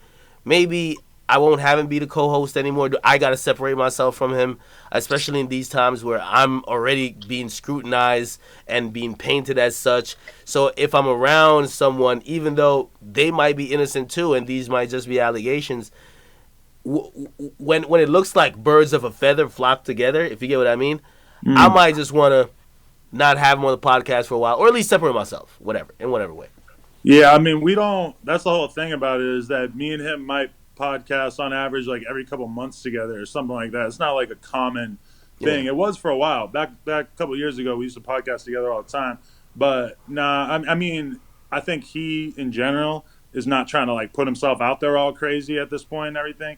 But I do think that he's not trying to be on the podcast in general, so it's not really like even a conversation. I think he's trying to stay away from all this shit until whatever happens, if anything does happen to him. Okay. So yeah, there's so much shit. Again, whoever this, and by the way, again, to be fair to where I'm getting most of this information, there's a guy on Twitter. Um, I don't want to throw out the word cloud chasing, nothing, but I want to be fair to where people could get more information on some of these accusations. Just that people aren't just thinking we're fucking like being selective in what I'm bringing up. His name is Connor Tripler. I don't know if he's a journalist. I don't know if he's just a regular person, but he's made it his business to definitely chronologically like curate allegations of you and your team. Do you know this guy? Nah. Is it somebody like you probably fucked up back in the day? You fucked this girl? I don't know. What? No? I have no idea, and I don't even really like. I don't spend time like looking into the people that are talking down about me because I just don't really see. I've had like my friends of mine hit me up, be like, "Oh, we gotta fucking find this dude." I'm like, no, no, no, no. I don't. It's not. If somebody's gonna say something about me, they're gonna say something about me. It's not some street shit. It's some Twitter shit. So I'm not gonna like go out there and overextend myself and try to get involved with anybody who's talking shit about me on a personal level. Like I'm just gonna. If shit's gonna come out, it's gonna come out. If he's gonna talk shit, it is what it is. It's not my business to be. It's not my business what people are talking about me saying. And I hate doubling back, but that girl, right, Desiree. Um, when's the last time you talked to her, and like, what was even the tone of the conversation? Just because, from what she was saying and what she's alleging, she's like, hey, it ruined my life. For 10 years, I've been dealing with PTSD and all that type of stuff. Which clearly, if she's speaking in that tone, she is probably upset at you. She probably is not on good accord with you, and probably have had no contact with you that was probably positive recently or at all ever since way back then. The only time after all that, we had some emails and stuff after I wrote about it. And then there was another time that I seen her at a hardcore show. And I think I emailed her and was like, yo, I think I'm going to see you at this show, blah, blah, blah. And she was like, yeah, don't worry. Like, it's cool. And then I seen her and I said hi real quick. And that was it. Like, but that was 2011, maybe. So it's like multiple years after she originally, after we saw each other, like after we broke up and everything. But yeah, I mean, like we were cool and stuff. Like it wasn't a big deal for me and her to see each other at that point. It's like only much more recently that she's decided that apparently all these terrible things happened during the relationship that she wants to call me out for. Okay, and then I see also that they're throwing up tweets, and I guess it's the further trying to like just strengthen up the case or point that they're saying, hey, he likes underage chicks, right? So it's a tweet. I don't know if this is from your account because it's not verified in the screenshot I'm seeing. Just to be fair, it does say ADAM22 on some shit, which I don't think that's your Twitter name anymore. That was my old Twitter. Yeah, but it says, if the Catch Me Outside girl is 13, I'm 13. And then it says, and then someone says, no, she isn't 13. She's like 16 or 17. She was 13 when the video first came out. And to that, you responded, if she's 16, I'm moving to Canada with her and starting a new life. All right. So first off, shout out to Danielle because we're friends now. But yes. And I believe literally yesterday was her 15th birthday. I just want to throw that out there. I did an interview with her and stuff, so we're actually cool now. Wait, she's 15? Oh, yeah, I forgot. I forgot she just turned 15. Yo, by the way, she be dissing me, like, and that's one of the things I'm like. She hates you, I forgot. Oh, yeah, she hates me. But, yo, she calls me the old head, and I was telling someone, I was like, yeah, 26 is like an old head to a 14-year-old. You're only 26? Yeah. I thought you were like 28. Damn. All right. No, I mean everybody's an old head to her.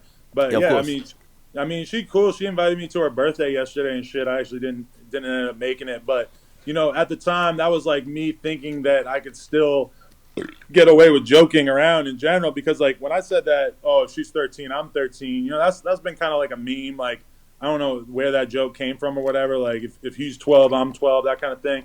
I did say that I thought it was a funny joke because it was so obvious that, like, obviously you shouldn't sexualize a 13-year-old. I thought it was so clear that I was being sarcastic when I said that.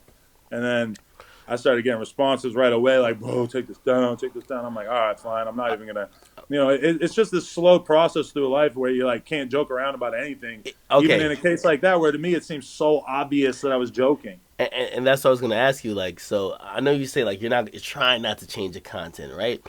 But just watching, like you're a guy who says a lot of funny things that are kind of meant to be trolling / serious. And by the way, I do believe this whole thing was orchestrated by Russ. Russ did this whole thing. Russ paid for this whole campaign, right? No, but like you're a guy, like you joke around on Twitter, like you have some of the funniest tweets. And I don't know if you take a long time to think about them, but they're not meant to be taken as like tweets from WhiteHouse.gov. You get me? Yeah, it's kind of treat me like a journalist now, where like a journalist usually like they aren't necessarily being super sarcastic all the time and stuff. And I'm like, you're holding me to this crazy ass standard now. Like I'm a fucking BMX kid that just happened to make it in this rap shit. Like I was never under the impression that anybody was ever going to be like looking at the shit that I was saying and taking it seriously and getting mad at me because the stuff I was saying wasn't like. Do you think it's fair though? Do you think it's fair? Because, and you know what? I ran into the same thing. You know why? After I did that interview with Tekashi, first of all, I'm a personality. I came up giving my opinion and reporting facts about whatever news story, right? Right. I'm not the guy who's fucking doing like investigative journalism. I mean, on certain things, like if I could find some shit out dope, I can report it. But I'm not the guy who's doing these Jezebel pieces or anything like that, right? Right, right. And I gave a guy a platform to give his side. And again, I didn't say his side was right. I'm not co-signing people like, yo, this is the truth or whatever. And they killed me. They said, yo, you're now a journalist. And I start realizing most of the people saying it, they were looking at the platform and the reach I had more than what I was doing. I'm like, listen, I entertain people by being comedic. Really, that's how I built an audience. Not by really like, okay, I'm the best journalist. But now they say, well, we write an article, it hits this amount of people, and you write it, or you do a video, it reaches this amount of people. You have to be a journalist. So same with you, right? Hey, Adam, your platform's too big now. You can't just be the BMX kid that jokes around about whatever. Do you think that's fair if they now hold you to journalistic standards?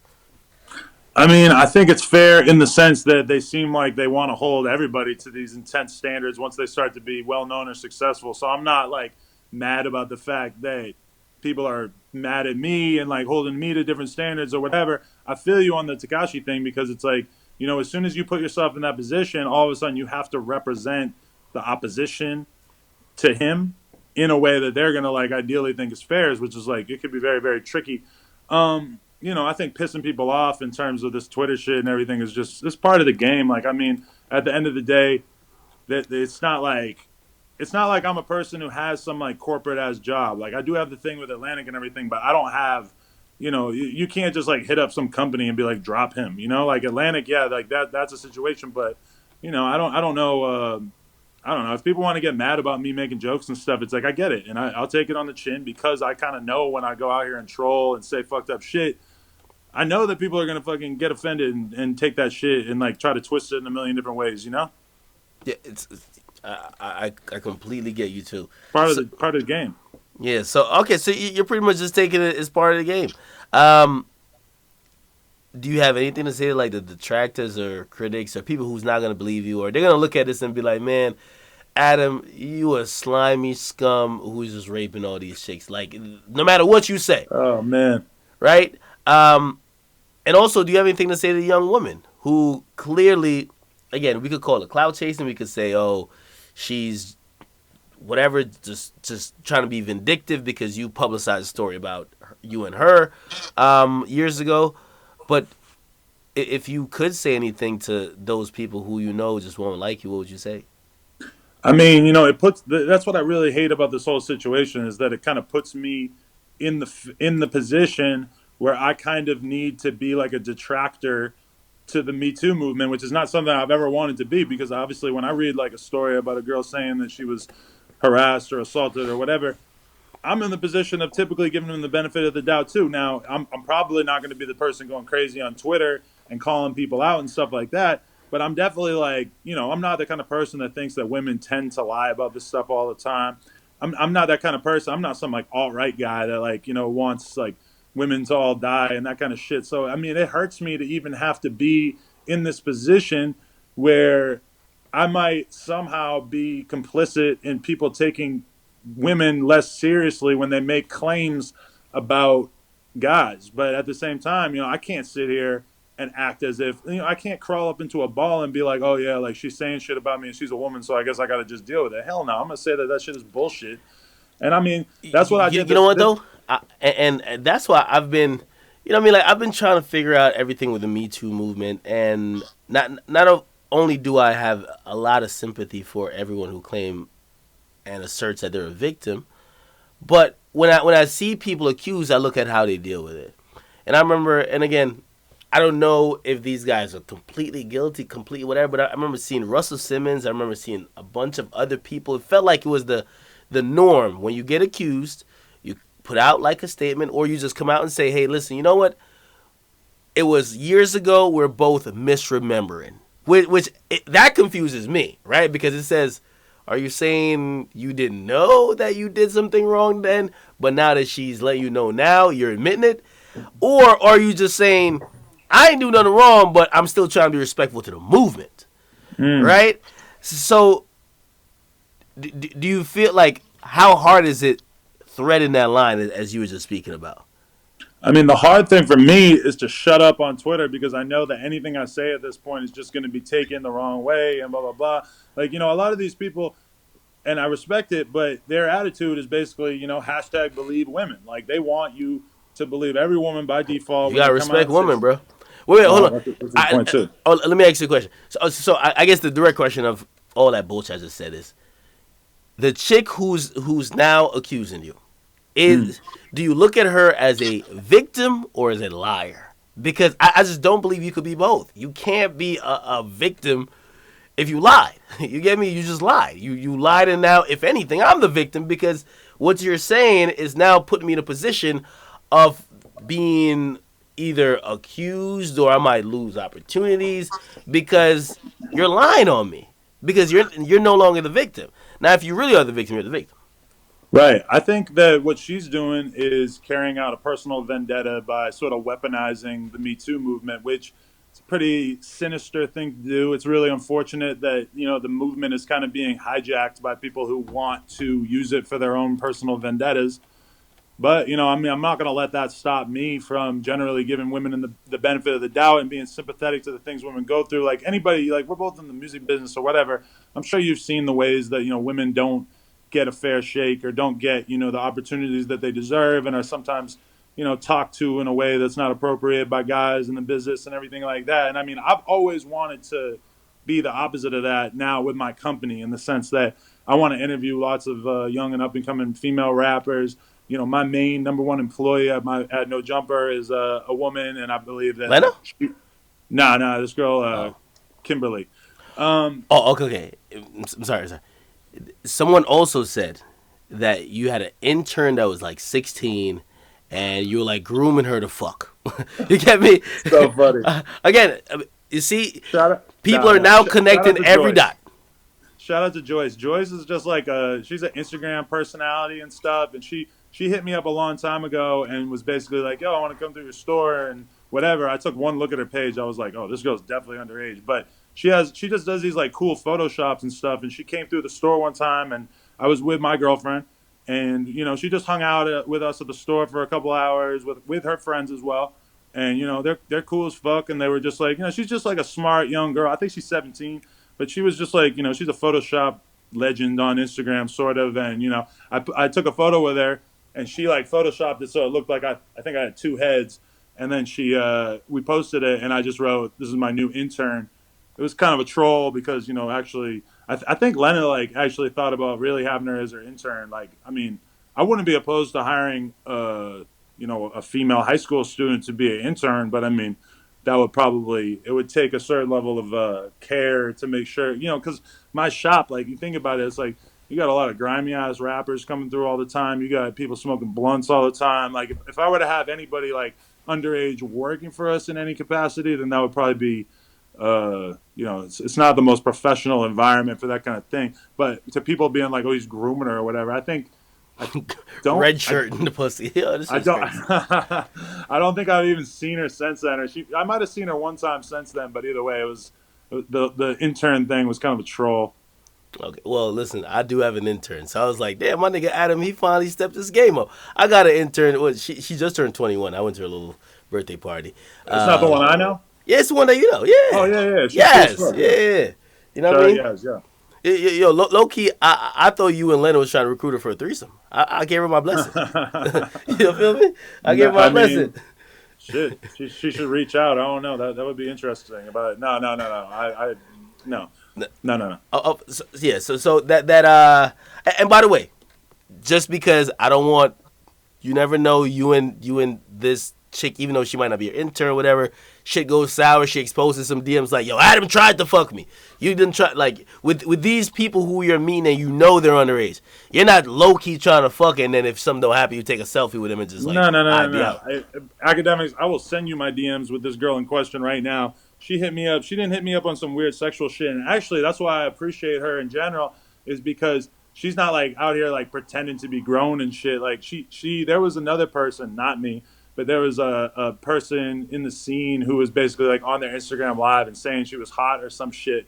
And she freaked out and was like, "Yo, Adam, tell him that I'm a fucking little girl. Like, I'm not, he shouldn't be talking to me about it like that." I'm like, I respect that she like faced up to that head on, because I can't necessarily blame this dude who was talking about her for thinking that she was probably of age, but she like she wanted that warning out there. She's not running around trying to pretend that she was of age or whatever. But again, she hung out in my store for like a couple hours one time. It's not like anything serious. Okay, bet. All right. Let me. I'm gonna give my chat a second. To like, we've talked a long time. Shit, we try to cover a lot of bases.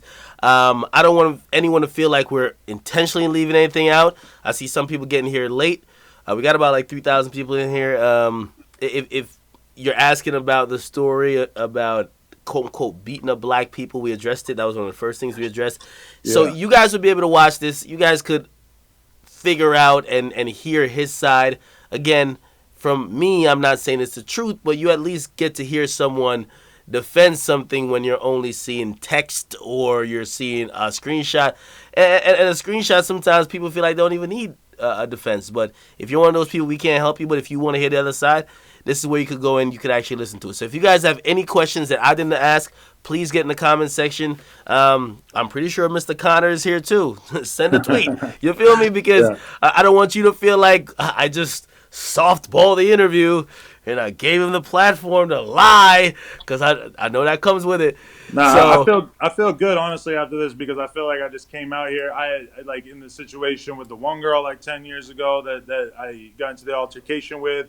I was honest about that. I'm not proud of that, but I was honest about it. But then I also had to just say that some of the shit, particularly the rape allegations, that shit is just completely fictitious. It feels kind of good to just like throw it all out on the table and shit, because I mean, I got nothing to hide. Like I've always lived my life very, very publicly, and I'm not the kind of person who does things that I'm scared to come to light. Like any conversation I'm having, for the most part, is like it's okay if that's revealed to the world, because I am who I am. okay, and obviously we only heard about Desiree, but just reading this one last thing here. Are there other people who claim you raped them?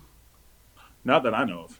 Okay, so I'm hearing certain people say it, and I'm again reading from this guy who seems to be like the main detractor, Mm. Connor. We only heard one, and it's the Desiree, and we pretty much asked every question. He stated facts from his side. We can't do anything there, yo. Adam, man, you're going through a trying time. Uh, Again, hold your head. Obviously, believe me, the worst is yet to come. I gotta let you know though. The worst is, I think you got a jolt of no, it's not all peaches and fucking cream when Right. when you've quote unquote made it. Now you're trying to enter the big boy leagues, and if you fucking stole a candy from a store, you better go back and pay that person. If you fucking tripped an old lady while she was crossing the the crosswalk, go ahead and turn yourself into a police station, because this is a time where everything's gonna come forward, and even things that people just feel they were slighted. I will say, like me, there's not a lot of people who could say they know me, have been around me, or whatever. I'm very secluded. I'm very selective who I'm around, period, or Mhm. even who I give any type of energy to. But I know you're a socialite, man. There's a lot of people who come in and out of your life, in and out of your shop. And this probably is the time you might want to think of everybody you've slighted. Like, if you really haven't done anything that could be considered as such, and probably just reach out and be like, hey, listen, I just want to make sure you're all right, because those people, they're going to come out with a whole story. Nah, yeah, I mean, hey, I'm ready for all the bullshit. People are gonna lie about me. People are gonna take little tiny things that happen and try to spin it out of context. It is what it is. I've accepted this. It's in my mind. It's like, it's not the difference between like, oh, maybe I would get called out one day. It's like, if I was gonna chase after this dream of doing the no jumper thing, I accepted that people were gonna not just make up stuff about me, but call me out for every fucking little thing I ever did back in the day. It's like I'm ready. I'm fucking ready to take all the criticism and stuff, because I know that I'm not going anywhere. I'm going to continue to do what I've been doing since I was a kid, 20 plus years of just being myself on the internet, and that comes with a lot of lumps, a lot of bruises. Like, you got to if you're going to be honest, you got to fucking take it the whole way, man. Exactly, yo. Adam, man, I want to thank you for coming on here, man. I want to continue this relationship where we could fuck with each other's platform. As I said, I look at you as an ally in our fight to get really an underrepresented portion of hip hop more light, trying to get young artists who might not be signed or might not be, they don't have the power, the money, the resources like a Drake. Just give them more attention. So, salute to you, and hopefully, you know what I mean, this doesn't break you. You don't look like you're fucking wilted or you're gonna be broken at all. And honestly, tell TK what up, because that fucking verse is hard as shit, man. All right. Yeah, I really appreciate you like just giving me an opportunity to talk. I thought about doing like an Instagram live or something like to talk about it, but I was like, it probably won't feel right unless I have somebody actually like asking me questions that I don't necessarily want to answer. I think you did a pretty good job, personally. Hey, thank you, man. Listen, and also too, you know what I mean. As this continues, and listen, in an ideal world, everyone's like, you know what, we got the answers we needed. We'll take it and we'll feel whatever way, however it goes. But we do know more things will come up. As this develops. Maybe another time we discuss it more. If not, we'll definitely be discussing music. All right, and business. And business. We got some business to discuss too. All right, my man. Yo, Adam. You a real one. Yo, next time I come to LA, man, the No Jumper podcast, Akademiks. Hey, listen, yo, could I pop a Tekashi on there? Like, yo, this is gonna be the highest No Jumper ever. Yo, he might really be right, bro. He got like 6 million views, and he only has to hit like 15 to have more than Birdman. I think he might be right. Shit, it might do it. But when I come on No Jumper, man, I might have to diss like 30 niggas just to like surpass X. You know what I mean? I'm going to start writing down the list. I'm writing down the list. Vic Mensa's definitely getting it, though. But after him, I got 29 more on the list. Oh, D Savage, too. 28. Okay? Nah, I'm going to leave Wale alone. Okay? Also, hey, I just got to give a shout-out to, like, you know, there's so much public hate that you see on Twitter and stuff. Yeah. But I just got to shout out all the people reaching out to me behind the scenes who've been in the game for a long time, who know how this shit goes. Because I just had so many people, like, I had a lot of people expose themselves as being, like, my fake friends. But then I also had a lot of people expose themselves as being like really, really good friends by hitting me up and reaching out and showing that they understand where I'm coming from and shit like that. And hopefully this right here will just give my perspective, my side of the story, so that people will understand who I am and where I'm coming from. And by the way, before you even go, like, this is where also your audience and fans, you got to thank them too. Because sometimes moments like this, and again, I haven't been in that exact situation, but I've been in a lot of situations where I felt like everybody hated me. And those one or two tweets from your audience who watches everything you do, and they know you more than someone who's just going off screenshots and just like using groupthink. Those one or two people who are actually defending your honor, or at least giving you a chance, like, hey, listen, he's not that bad. That really makes you. I remember. I can't remember what incident specifically, but I remember I saw like my audience one day defending me, and I felt the whole internet was killing me. And I'm not gonna lie, like, I think I teared up. Because I was like, yo, honestly, it felt like everybody just wanted to get rid of me, and honestly, I only saw like 5 people, but those 5 chat niggas was going hard, bro.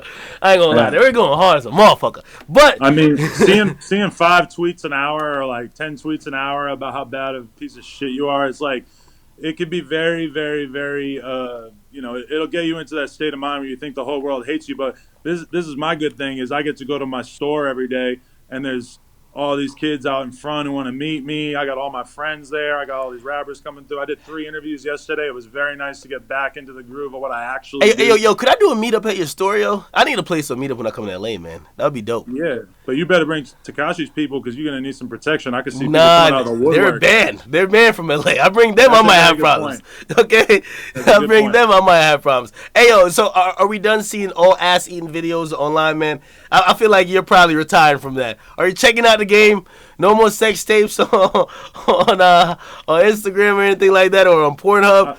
I mean, yo, I'm going to be real. Like, if it was up to me, I never would have had any kind of sexual clip out necessarily, like on Pornhub or anything like that. That's my girl. My girl got the private snap, and sometimes she needs to borrow a penis, so, you know, I'm here for it. So, if she asks you, like, yo, I ain't gonna lie, I do need to put up some stuff, like, would you indulge at this point, or you? That is what I do. Like, I don't suggest, like, oh, let's film some sexual shit so that we can put that on your private snap or whatever. It's like now and then she needs some content, so she'll be like, you know, and sometimes like when we go and hang out with other girls and stuff, it's the same thing with that too, where she, you know, that's basically like her tantalizing me, like, oh, we got to do some stuff for my snap, so I got this other girl, blah blah blah. You know, it's like I don't mind doing that stuff. For me personally, like She's a content creator, man. I'm not scared to show my ass, like, you know, figuratively, and I'm not scared to show my dick literally. So I mean, I guess that makes me a little bit of a different kind of entertainer. Yeah, just for now, just tell her use a dildo at least until the next, like, it might take like 3 to 4 months. 3 to 4 months, the noise won't be that loud unless they find more chicks than Cosby, and then I don't know, man. At that point, you could probably come do the news with me. Sometimes I feel like my audience is a lot more worried and like kind of misreading my mood. Like I'm not sad, I'm not scared. I'm just kind of, you know, I feel strong. Like, yeah, I got people lying on me, but I had people talking shit about me and lying on me my whole fucking life. And I'm gonna just keep fighting and just keep fighting. And if I can never get a corporate deal ever, be honest though. Be honest though. When it's that much though, like, it gets you a little down. Like, I'm not but saying, I've been doing this for a long time, Ak. I'm like almost 10 years older than you. Yeah. Okay. So I mean, it can get you down, especially when it's something new. Like as soon as I started seeing the word rapist next to my name over and over, I was like, yo, I was hurt. Like that sucked. But I mean, because honestly, once they put that in, they never take it off. It's like you could fucking like show the video like, yo, I didn't even touch this person, and be like, so? Yeah, they don't care. Man, but anyway, man, yo, I really want to thank you for choosing this platform to come on and open up and really sit here. Like you weren't like, all right, nah, let's not talk about that. Why do you even have a lawyer? Because I could imagine your lawyer probably like, what the fuck? What are you doing? Why even have a lawyer for all this? I mean, I have a lawyer. Like I have a business lawyer. This isn't like a criminal case or anything. And so it's like, you know, I haven't really had to worry about that side of things. I mean, sometimes my lawyer will be stressed out about me coming and just talking and being real and shit. But at the same time, it's like I told him, I'm like, I'm not the kind of client who's just gonna clam up in the face of a girl saying something. Like I'm gonna fucking come out here and say my shit, tell the world how it really is. I'm not gonna act like I'm guilty, you know? Yeah. I feel you on that. All right, man. Maybe it'll be a bad idea long term, but I don't really give a fuck. I'm just gonna keep being myself, you know? I get you, man. And I'll be in LA either next week, the week after, or the week after that. Next 3 weeks, I'm gonna be in LA. When we gonna link up. You know, I don't smoke, but just have the bottle of Henny for me, and we gonna do a hell of an interview. All right? Let's do it. I'm ready. And by the way, I also want to say to everybody watching, this is, and I know a lot of people, a lot of organizations, when they see someone going through fire, they run for the hills. And again, that's the reason why, even though my company is an organization, I'm a person. I'm going to try to go in the house and see if there's somebody to save. And when I mean save, it's not like I'm saving people, but I'm not going to run from somebody. I feel like that's super foul. Like, okay, you're trying to, like, for example, and I don't want to call out the exact company. I seen a particular company, they do that with people who are going at shit, and everyone has a soapbox. They were like, oh, look what he did. Look what he did. Look what he did. And then the same company, 3 weeks later, there was a story that came out about another company, about that company that said, hey, their executives were doing even worse shit. You get me? Like, no one is perfect, and that's why when people say, why are you giving somebody a platform? Why are you talking to them? Why you ain't disassociating and run for the hills? Man, it's he said, she said, unless we got a video of, like, some NBA YoungBoy famous dick shit, okay? And even then, they say it's playing around. But, Adam, yo, thank you for coming on, my man. Much love, G. We'll definitely link up in LA. All right, bro? Keep cranking out those videos. I watch it every day. I appreciate it, man. Love you, bro. Definitely. Oh, shit. No. Oh, damn. Whose number did I just give out? I probably just gave out somebody's number. Fuck. It's all good. Anyway.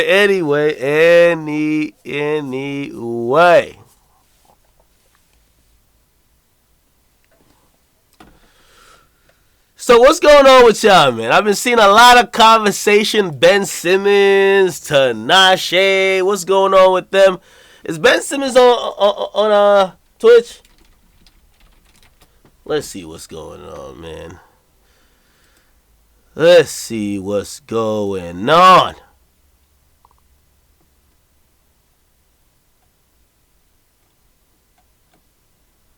Is this Ben Simmons? No, it's not Ben Simmons. What's Ben Simmons' Twitch? Somebody send it to me, man, please. Let's get to it. Let's get to the fuckery. Where, nigga? What is it?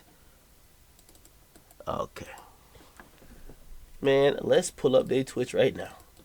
I never pull up people's Twitch, but fuck it. Why not? Alright. Twitch.tv/who? Alright, here we go. This him?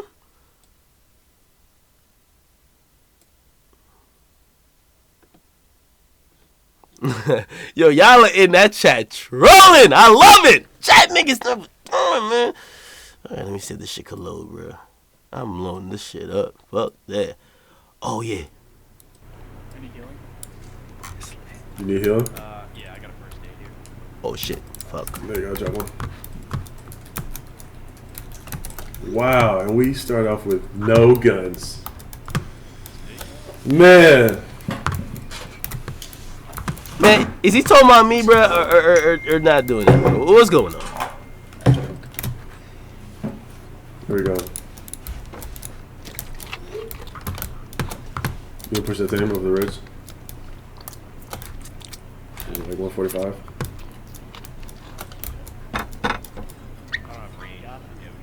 Did you grab that fourth time? Okay. No, I got one. Let's see. Yo, T, do you want the sniper? I haven't used the sniper in this game in a while. If I have one wish, you could have more wishes. Duh. Who that singing in the background, though? Watch out then. Bro, what type of clout they got? They got 300 people watching? Ben Simmons and Tinashe need to get on my Clout Chaser show, bro. Fuck out of here, dog. They got 200 people watching, my nigga. We sent 300 there. Oh, hell nah. I'm casting for Clout Chasers right now. The fuck? Ain't this nigga rookie of the year? I don't know what I you're only talking have about. 20 shots in reserve, so Mhm. just pretend I can shoot. What's going on out here, man? Chat! I don't know what his team is. Yeah, I don't know if it's not work. I don't know if it didn't work. Yeah. Oh, he didn't share his stream on social? I just tweeted my shit out. Somebody said chill. Oh, my bad. Should I chill? I'm a wildin'? Bro, this shit boring as paint, bro. This? It's gonna be like right now. I ain't gonna lie. I went on that stream. That shit is dead as Tinashe's career. Fuck that. I had to get off, bro. I gotta keep it 100. That shit dead, though. Anyway. I love Tinashe, though. I still love it.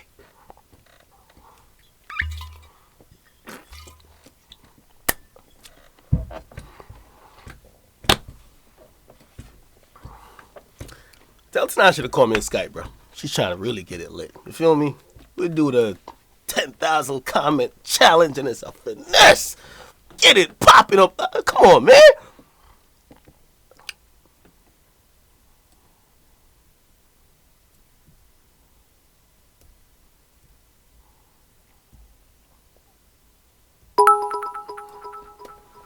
All right, man. All right, man. Anyway, thank you to Adam from No Jumper. You know what? I want to speak on that conversation I had with him. So I want to let y'all know, I keep saying this, and I always say this about internet creators, man. That's why I don't like when other internet creators laugh and fucking cheer at the supposed demise of another. Or when people are coming for somebody else. I've seen a lot of people doing it to me. Because you know what they think? When Ak is out here, I'm up next. No, nigga. No. But even if that was the case, when you get to this point, they'll come for you too. It's the same thing in a different form of how we saw. Again, I'm not comparing anything to rape. I'm not comparing anything to rape. But I'm comparing where people try to find dirt on you. Oh, he used to hit women. You know one of the things they say about me frequently now? And I mean, I don't give a fuck. But now they're like, yo, Act don't like black women. Why? Because they found a stream where I was talking about, the chicks that are attracted to me versus the chicks that I prefer. And it was a joke. It was like almost a comedy bit that they did not, or they don't want to see it as comedy. They want to see it as, no, this is an indictment on his personality. He doesn't like black women. And because of that, they have a lot of black women. Yo, they used to DM me like, yo, you really don't like black women? And that's just what it is. You get me? They were coming for me. Because again, I could sit here and explain the context a million times, or I could get to the point that I was asking Adam, I don't give a fuck. Go ahead. You think I don't do what? All right, good. What now? You think, what now? You get me? And that's pretty much how it's been. Okay?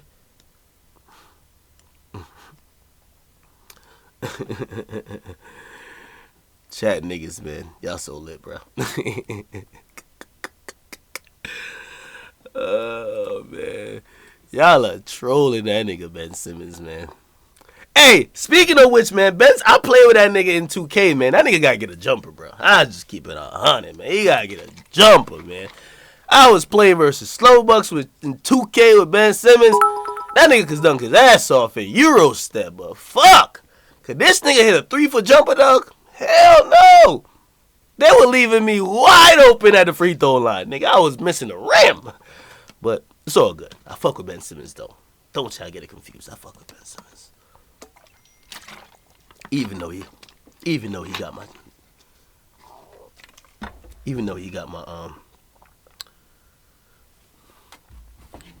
little bit.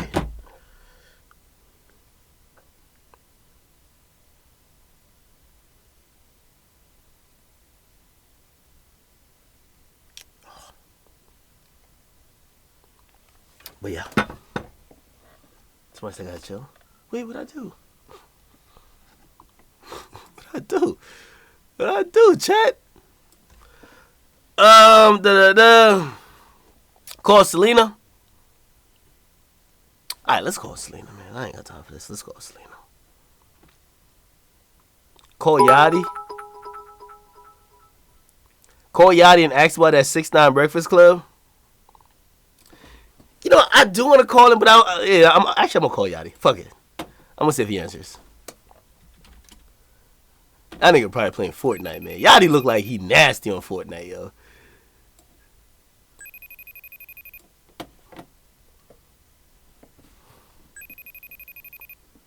Oh, he doesn't have my new number. I had to change my shit. He probably like, who the fuck is this?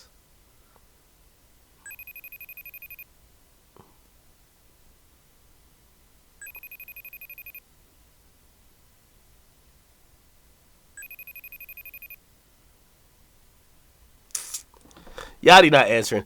I gotta text Yachty and tell him it's me. But I do want to ask him about.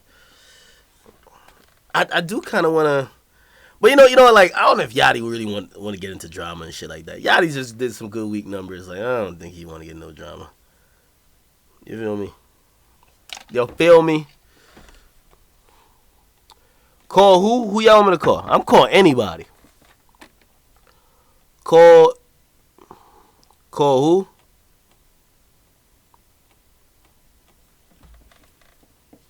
Call who? Call Joe Button. His child is up right now. I would never wake him up like that. Nah, I wouldn't do that. Call X. X mad at me, bro. X mad at me. Call 6ix9ine. I feel like I call 6ix9ine too much. Let me call like Ugly God or some shit like that.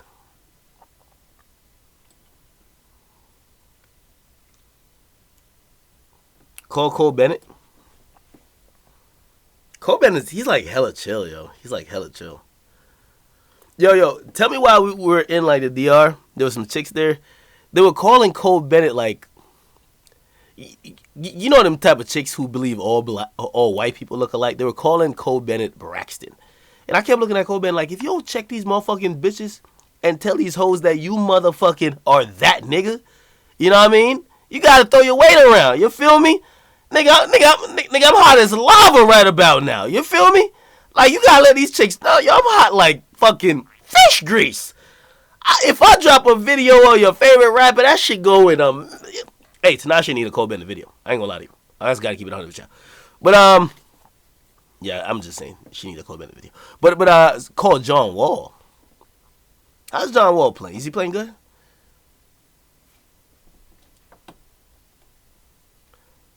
Call Sway Lee. Sway cool as hell, yo. Oh, I could call Trippy. Oh, I should call Trippy. No, Trippy wanted to talk to me, though. But I think off stream. So I want to call him on stream, and then he think that... You know what I mean? If a nigga says he wants to talk to me off stream, I'm not going to call him first time on stream. I could call Selena, though. You ready? Matter of fact, let's bring the smoke, man. Let's get the fucker going on. Here we go. Oh, hi, lover. Yo, what's good? It's popping in these streets. Oh, I was just texting you good night. I wasn't really awake. Nigga, I look like Offset or what? The fuck? You texting me Oh, good night. yeah, you bad and bougie. Pause. Listen, Offset said he gonna have shooters at your door tomorrow. What up? Do you want me to send some security over there or what? Wait, he said he's gonna do what? He gonna have shooters at your crib in the morning. Tomorrow morning? Yeah, tomorrow morning. Oh, okay. Did he really say that? Yeah. But anyway, could you put your face on camera? Like, I'm on stream, you know, right? Yeah, I know you're on stream. That's why I'm not showing my face. What the fuck? Hell no, I'm like definitely not ready.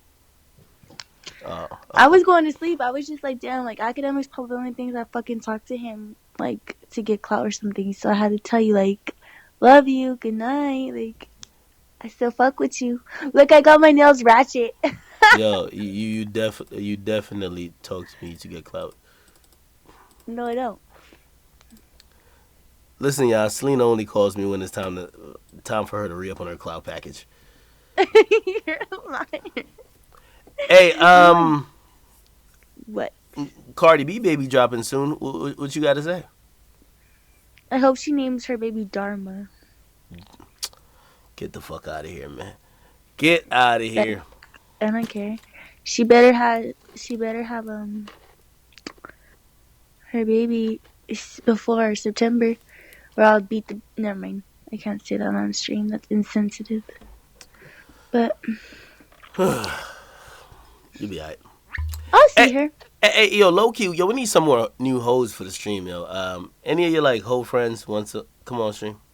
First of all, I think I'm thinking about recruiting the one hoe back. Who? We can't say her name on stream because I don't want to give her clout. And I DM'd her today and I was like, "Are you ready to apologize?" The girl who tried to leak my sex tapes. Because you know, a lot of these concerts are coming up, and I have a lot of connects right now. So I ain't gonna lie, man. Yo, I ain't gonna lie. I still can't believe y'all suck dick to get in a concert. So? I'm not judging. I'm just saying.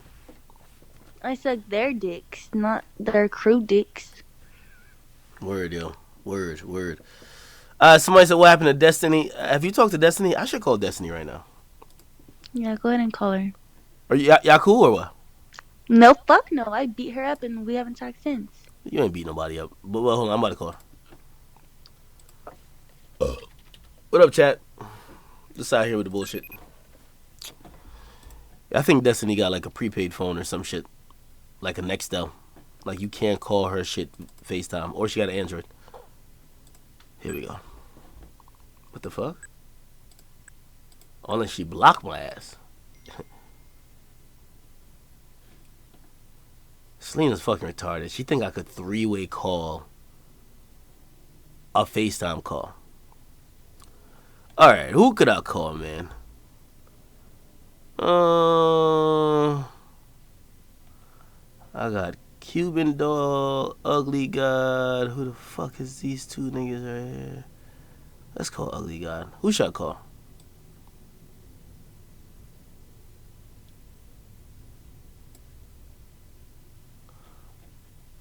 Alright.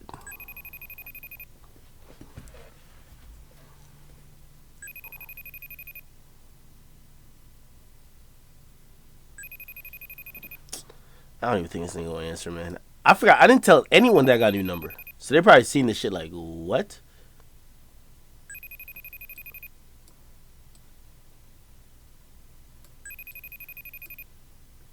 Yeah.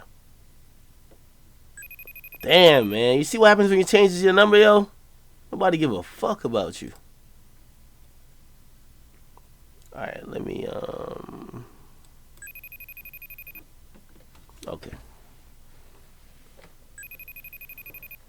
Finally, somebody will definitely answer, I think. What?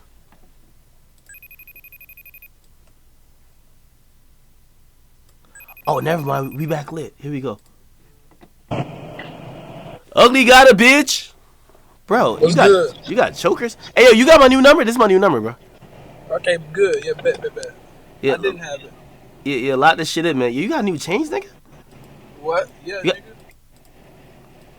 Yo, what's up with these Cuban link chokers, bro? I'm trying to look like a faggot, bro. You trying to look like you homosexual? Well, I mean, that'll probably get you popped off out here. You probably get exactly. Word. I gotta look gay out here. You feel me? No, I'm just talking shit. No. Don't take it as no hate shit. I'm just talking shit. Where you going though? What? Where you going? I'm just going to Walmart, bro. Stop it. You wear all your chains to Walmart. The goons must really not be at Walmart. Niggas would snatch your shit at Walmart, dog. Nah, they ain't gonna. I ain't gonna lie. Fuck no. They got me fucked up. Wait, what's good, nigga? How you been? I've been cooling, man. I've been really cooling. You know what I mean? Yo, I was out in the Dominican Republic. I know you have Dominican. I was trying to bring you out there, man, but you wasn't answering your phone. Y'all niggas was trying to bring me out there. Would you come? Hey, bro. You believe I'm Afro Latino? No, I know y'all met a whole bunch of Afro Latinos out there, bro. I saw the video, bro. Yeah. He was in a black area. Yeah, I mean, I met a bunch of Afro Latinos out there, but you ain't nigga. You from Wakanda, nigga. Stop fronting. You gotta stop flexing, nigga. No, for no reason. My dad is from Santo Domingo, though, bro. He looked like that. I was like, damn, bro. Maybe if niggas see this video with 6ix9ine, niggas would like really just stop thinking I'm just talking shit, bro. Like, it's niggas everywhere, bro. I don't know why niggas believe that nigga 6ix9ine. He definitely chased that little kid down there. He gave the 100 and took it back. That nigga, chill out. He didn't do that shit. That nigga would troll the giveaway, right? That nigga trolled the charity. Nah, the nigga said. Yo, did you see that Breakfast Club interview though? Of course. Yo, what you think about it, yo? Yo, if you ever go to the Breakfast Club, if you not as witty as that nigga, you gonna take a large L. Because a young artist, to me, I think it's either you food or you got to do like a Tekashi. Or you gonna look mad the whole time like Yachty. I mean, he went up there and did his thing, bro. The nigga not retarded. I mean, he retarded. The nigga not stupid, bro. I feel you. Yo, ayo. Yo, when's the last time you did a show?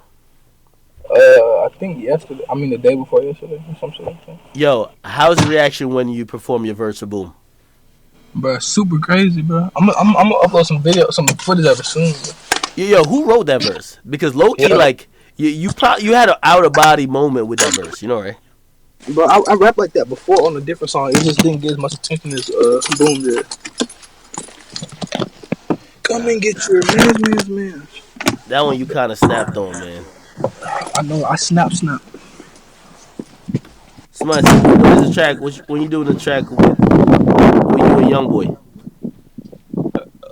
I'm letting that nigga handle his business, bro.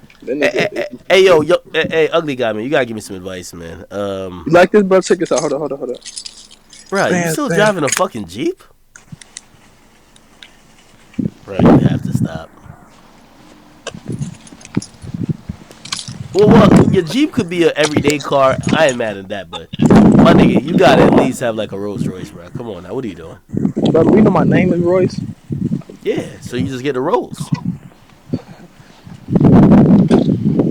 Nah, fucking I'm finna, bro. I done got a fucking PS4 mic. The last 3 days, each day my dog chewed that shit up, bro. Yo, you play Fortnite, don't you? Yeah, nigga, I wanna run that shit with you. Hey, how you doing? On PS4? Yeah, on both. I got both. Oh, word, let's get it then. Bro, nigga, I've been wanting to run that shit with you. You either doing. I just let niggas do their thing, bro. You just be chilling, bro. Nah, nigga, I saw you streaming with Zoe Berger, and I was like, I couldn't tell if you were trying to fuck or you were trying to clout chase. I couldn't tell. But I ain't gonna get no clout off of her. Or no, she was clout chasing. No, she's a pretty good clout chaser though. She'll give you some pussy for some clout though. She the homie. She been the homie for a minute though. You smashed? Nah, bro. Man, oh my god, he's like a whole bunch of fans, but I'm trying to avoid that shit, bro. I heard her head game is crazy though. Who, Zoe? Yeah, that's what I heard. Nigga, go find out. In fact, no. She got a boyfriend, bro. I know you care, bro. What? She got a boyfriend, bro. Don't do it, bro. I mean, don't try that. You know, she knows you ain't gonna get that, but she got. Nah, I ain't gonna lie. She don't even look like the type that like black people. That's my when I see a non. Nigga, her boyfriend is a straight nigga, bro. Oh, word? Straight up. I got a chance. And what up? What up? What up? I'm gonna ask him what a rich nigga microphone is. Ain't no rich nigga microphone, nigga. You gonna buy a basic PS4 microphone for $20 and bring your ass home? Make get this. Oh my bad. I'm sorry. You helping them? Yeah. Are you good at Fortnite though? What, nigga? I'm fine. Fuck out of here, man. None of you rap niggas are good at no games, man. But I tweeted that I ain't never got no W fucking with one of these rap niggas streaming with everybody, bro. I ain't never got no W. Yeah, well, everybody know it's solely a clout move when rappers are streaming together. Is they previewing right now? Look at this. What game is this? Bruh. This look... Nigga, that might be Fortnite on some different map. That look cold, bro. Look at this shit. Yo, ugly guy. You be one of the kind of pioneers of this shit, though. Don't you feel like all these rappers is clout chasing, man? Like, half these niggas don't play video games. And, like, if they saw you on some video game shit last year, they'd probably be like, yo, that nigga ugly got a nerd. But now I see the most gangster niggas playing Fortnite. Oh, it's definitely a clout move. But, I mean... Apparently 50 Cent. Apparently 50 Cent. I mean, it's an enjoyable game, though. It's a fun-ass game, though, bro. So, I mean, that shit fun to a nigga like me or you the same way it's fun. I mean, it's fun to... the game fun to niggas like me, and it's also probably fun to hood niggas like you and 50 Cent.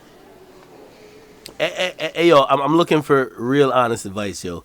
Listen, man, I was in love with this chick, man, and some NBA nigga like snatched her from me, bro. What should I do? Beat both of their ass? Nah. I ain't beating no chick's ass, but you think I should give him? I think he like 6'10" though. Like he got like a whole foot on me, boy. Like that nigga real tall, bro. You know what I mean?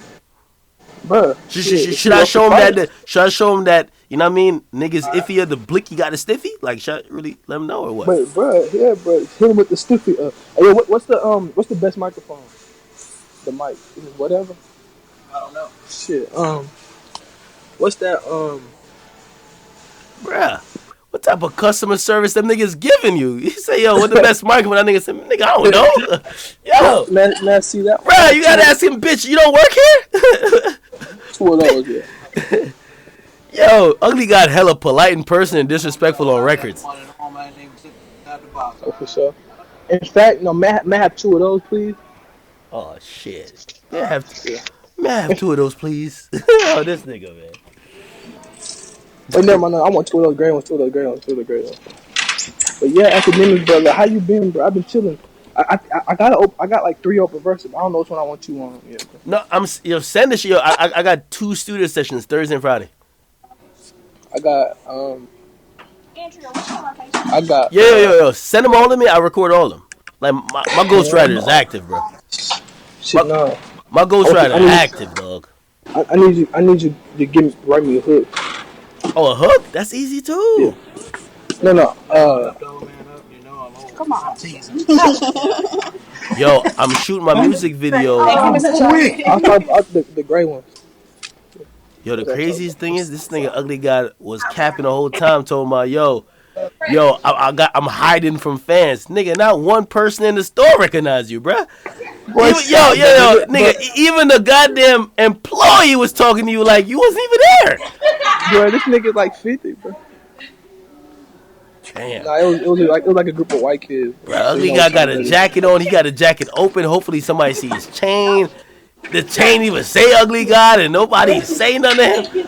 Man, yo, you gotta go in the kids section. Go in the kids section, bro. Like, oh no, you in the kids section? It's a PlayStation.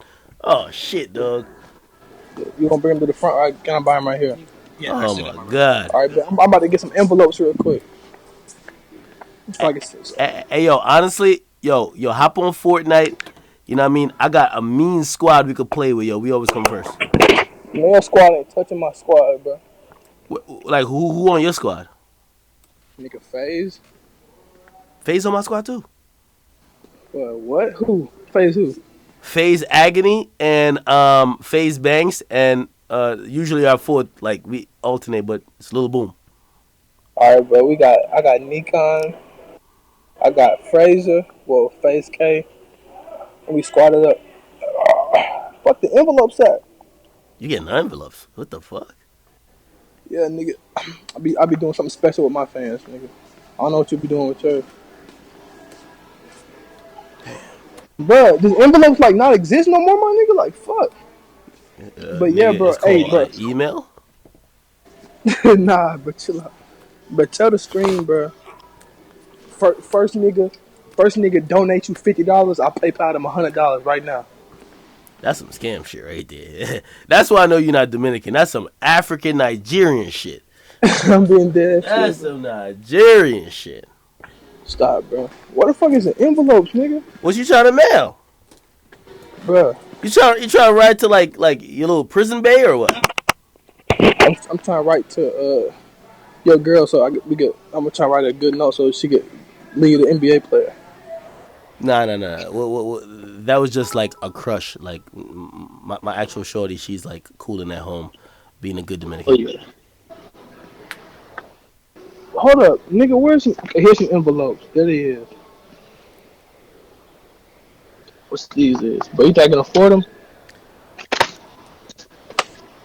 You think I can afford them, Akademiks? I think you can, man.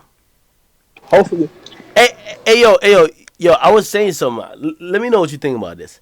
Yo, I think Fortnite is the clout in itself. Like, a lot of people, they were hella hyped over, like, yo, this guy Ninja, you know what I mean, who's like the top Fortnite player, played with Drake, and he got like 600,000 or 650,000 people watching live. And my whole argument is that, honestly, I don't think Drake brought half of them motherfuckers. I think Fortnite and Ninja brought like 85% of them niggas. Of course. And you know what game that is? The Division. The Division. Oh, Division? Yo, you know I know that because some Spanish nigga pulled 1.2 million people with no fucking celebrity guests. That shit says Fortnite, man. Yo, honestly, if you got a music video, if you drop it with a Fortnite theme, dog, trust me, your shit going platinum. Rice done went platinum. Yeah, my nigga Rice did go platinum. Yo, you and Rice got the same amount of platinum plaques, dog.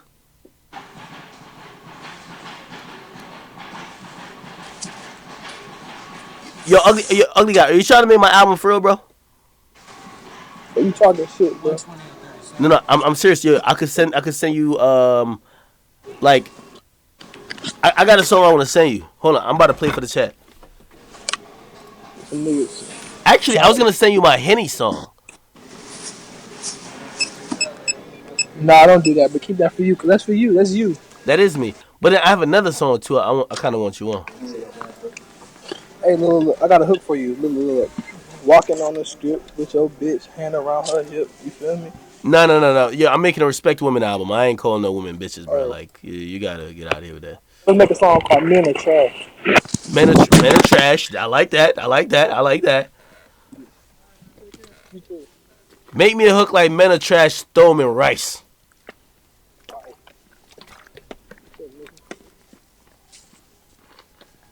I love the fans that's scared to speak, bro, because then you just keep on walking, bro. They're scared to speak. Somebody said Ben Simmons want to play with me. Bro, Ben Simmons, bro.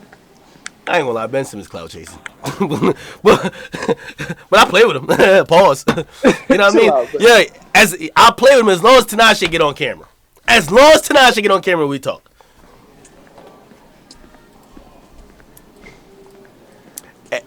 Hey, Lear. Oh, fuck. She seen me. Hey, Lear. Hey, yo, ugly god. Yo, I just got some designs for some. I'm making like some clout chasers t-shirts, bro. Yo, do you want a shirt or what? What size you wear? But you talk shit every time we speak, bro. I know your fans see this shit, bro. You No, talking I'm not shit. calling you a clout chaser. I'm making merch, fool. No, I'm talking about you just be talking shit, bro. What's good, nigga? Coolin', bro. Hey, bro, What? I know your I don't know if that nigga lying or not. Los, Los, yeah, that's my uncle. that's your uncle for What, real? big ass hood Man, nigga Los? that Yeah. nigga funny That nigga as so funny, bro. fuck, bro. I swear to Y'all can God. When he tell get ugly, out? ugly guy got no fans When out the there. whole Ugly guy saying what up first. Shit, you got him. No, I don't. But hey, Shit, from here to Texas. hey, look, hey, this is what I'm doing. Hey, bro, look at this, bro. I'm gonna see your screenshot, Act. What's your number? Fact, bro. All right, bro. Let me say. Nah, that was my way of getting away from that nigga, bro. Hey, how you doing? Bro, you got hit.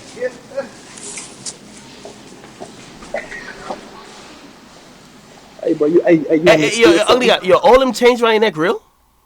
Nuh-uh. No. No, shit, no. Yeah, yo, how much that Cuban link cost?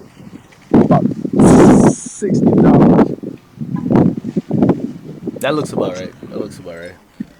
You don't mean that, boy. No, Nah. no, low key, no, because I'm shooting my music video this weekend. Like you could pull up if you want to. Are you for real? Yeah, dead ass. I'll fly you out on some real. You be acting like I'm just broke, but that shit make me sad, bro. No, not like that, dog. But like, what I'm trying to say is, I would appreciate your presence in the music video. It's a cameo, my nigga. Who else is the king of New York gonna be there? Oh yeah. Are you the king of Mississippi? Yo, you got to make that claim, bro. Hell no. Dog, you scared to say you the king of Mississippi? Nah, nigga, I don't want to be no king. I'm from Houston. Fuck. I'm from Houston, bro. I'm from Houston. Are you the king of Houston? Nah, bro. Yo, why you ain't help my man 6ix9ine, man, with checking in, bro? You could have filled out a couple check-in forms, man. Chill out. I ain't know what happened, bro. I don't think I understand, bro. Look, I fuck with this nine, bro, and I think there's a lot of like slang Trippy from Red Houston. run Ohio, 6ix9ine run New York. Nigga, at least hold down Houston, bro. Come on. Chill out, bro.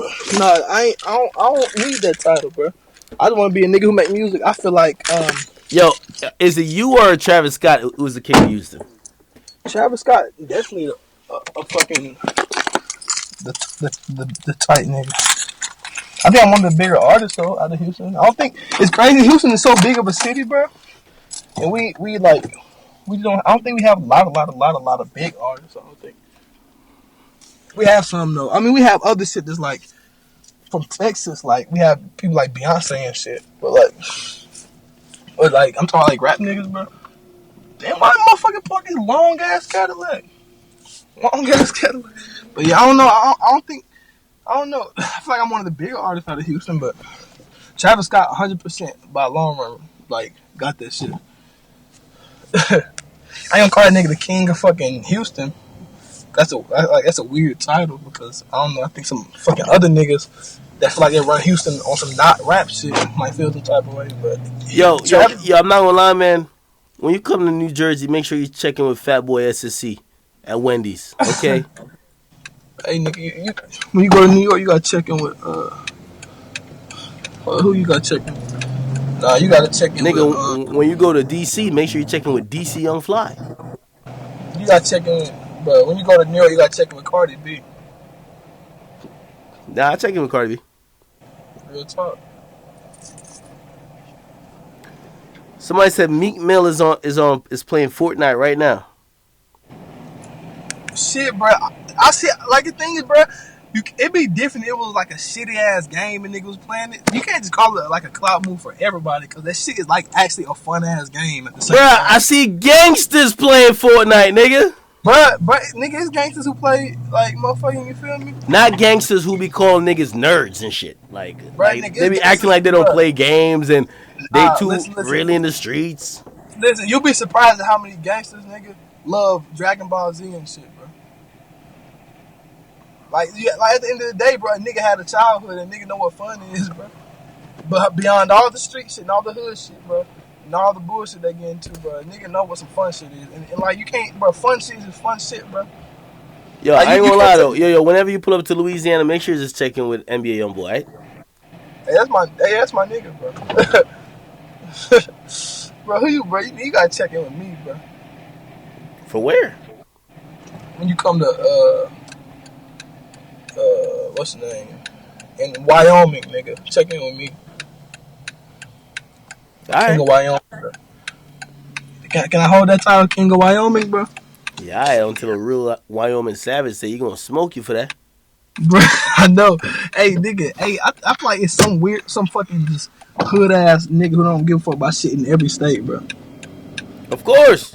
And you one of them. You the one that. Yo, if you go to Florida, just make sure you check on my nigga Lil Boom, yo, because he got a no-fly zone for you. So if you don't check in, if you don't check in with him, man, you might not do a show in Florida ever again, bro. Somebody said Wyoming don't exist. Who don't exist? Wyoming. Like, these niggas don't know the map. Bruh, what music? What kind of music you think they listen to out there? Oh, they say Kanye West is making niggas checking in Wyoming. Yeah, he in Wyoming making an album. He is? Uh-huh. Oh, niggas got to check in Alaska, bro. They got to check in with Northwest when they go to Wyoming. Hey, bro. What? What's the name, bro? You was out in DR with 6ix9ine, right? Yeah, Cole Bennett and all them niggas. Nuh-uh. Yeah, nigga. Me and Cole Bennett, we co-directing the video. You want to be part of some shit so bad, bro. You not hip hop, bro. You ain't shit but a meme page, bro. All right, man. I'm telling you, Cole Bennett is there. Bro, I'm gonna get you a chain, bro. I was talking to Cole Bennett. He said, I charge these niggas by how much clout they got. He says, for a lot of clout, you might get it for free. No clout, nigga, you better pay me 300 racks. So I said, what about my nigga Ugly God? He said, 200 would do. You said 200 racks? Nah, I'm playing. Nah, hey, Cole, my nigga, bro. That nigga, you know that nigga booked my first show I ever did, bro? Really? Yeah. He was talking some festival shit. I like his vision, though. I like his vision. Yeah, my first show I ever did was with him, bro. It was me, and I opened up for Famous Dex, bro. And that's the only time I ever, like, opened up for somebody besides, like, on a festival. Shit, you might open up a Famous Dex now. You know what I mean? Oh, man, goddamn. He got that song called Pick It Up. Yo, you heard that song from Uzi? No, from Rich the Kid to Uzi? That diss song? Yeah. Yo, you gotta diss somebody, Ugly guy. What the fuck, bro? This you, nigga. Bro, ain't no more motherfucking, bro. I ain't gonna lie, bro. My name too fucking positive. I need some negative shit, huh? Yeah. I'm gonna start some bullshit, all right? Just for you. In fact, nah, just for me. I'm gonna start some. Who can I beef with? It's gonna work out. You could beef with me, but if you're trying to beef with a rapper, why be in J Almighty or why be in Almighty J? That nigga from Houston, bro. I got beef with somebody. Who got beef with, bro? Smoke Perp. Alright, bet. What do I say? How do I start shit? I just call him a bitch on my Instagram story or something? Yeah. Exactly how you do. You gotta tag him. Smoke Perp, my nigga, bro. Of course, Smoke Perp cool as hell, man. But he is cool. But I noticed he been getting a lot of coverage lately, bro. The nigga like he really more interested in like to like look into and shit. Damn, I think that's the police on my ass. Man. Wait, you say he been getting what? What? He been getting what? Oh, what'd you say? You say Smoke Perp been getting what? Oh, he more like he just interesting as fuck, bro. Like I don't know, that nigga music is hard. Smoke Perp is you like 2 years ago, man. He what? I mean, Smoke Perp, he's a humble guy. Smoke Perp DM me. He was like, yo, listen, man, I'm trying to get my shit lit, man. Could you post me? I said, I got you, nigga. Shit. You really feel like you got the power to get somebody lit, nigga? You ain't shit. Bro. No, I don't think so. No. Well, I think I'm just like one spoke in a wheel. You feel me? Like he probably messaged World Star the same shit. Then he probably say, "Yo, pump, post me in the story." You feel me? That's how you go. You need some friends, my nigga. Like, yeah, you need some popping friends.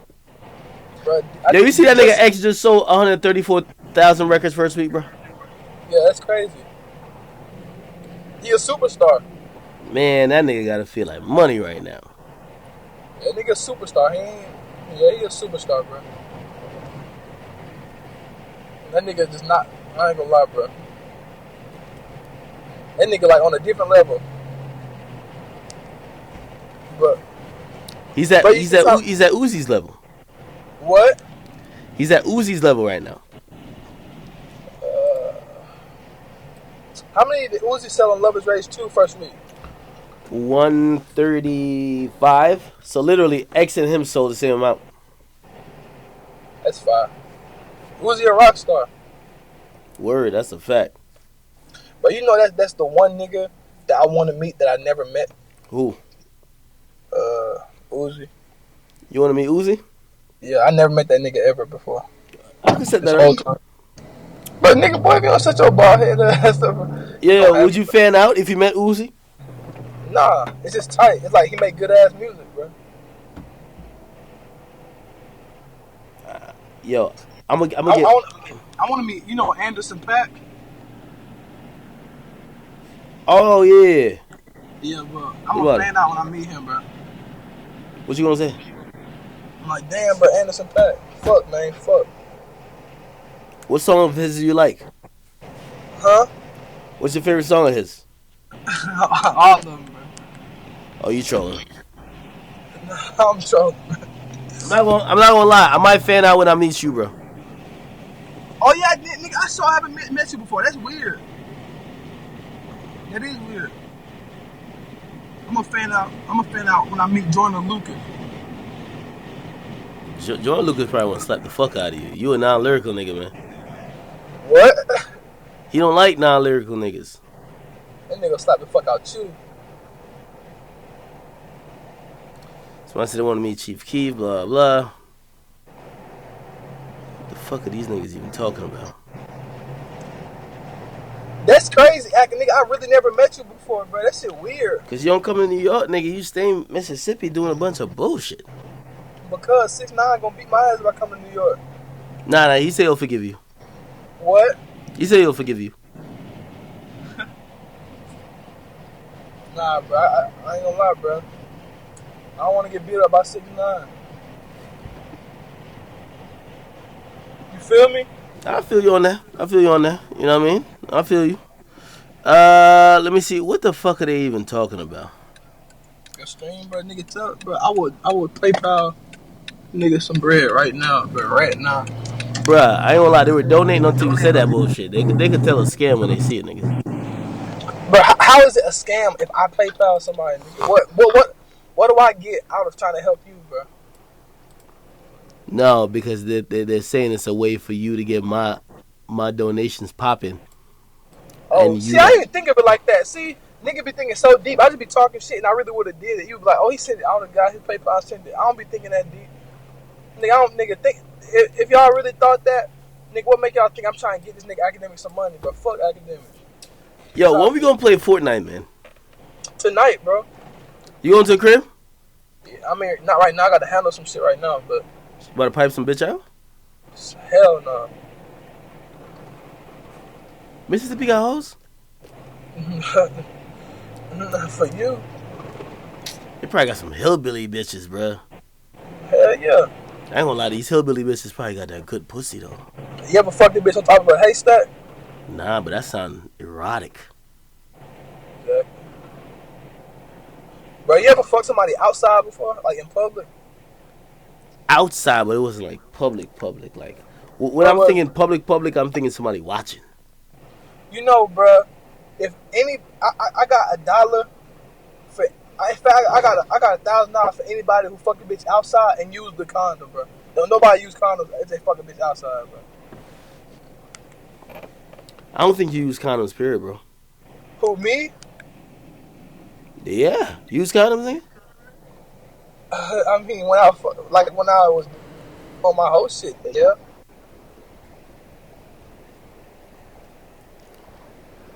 How long do you have to be with a chick before you take the condom off?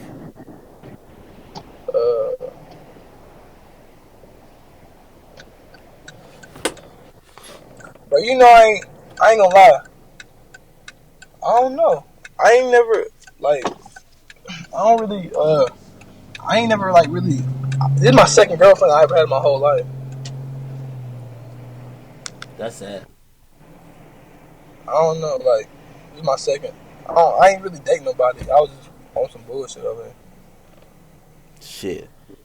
Yeah, so when you get on Fortnite, nigga, because I ain't gonna lie, man. Tonight, nigga, I know you bullshit, nigga. You was talking.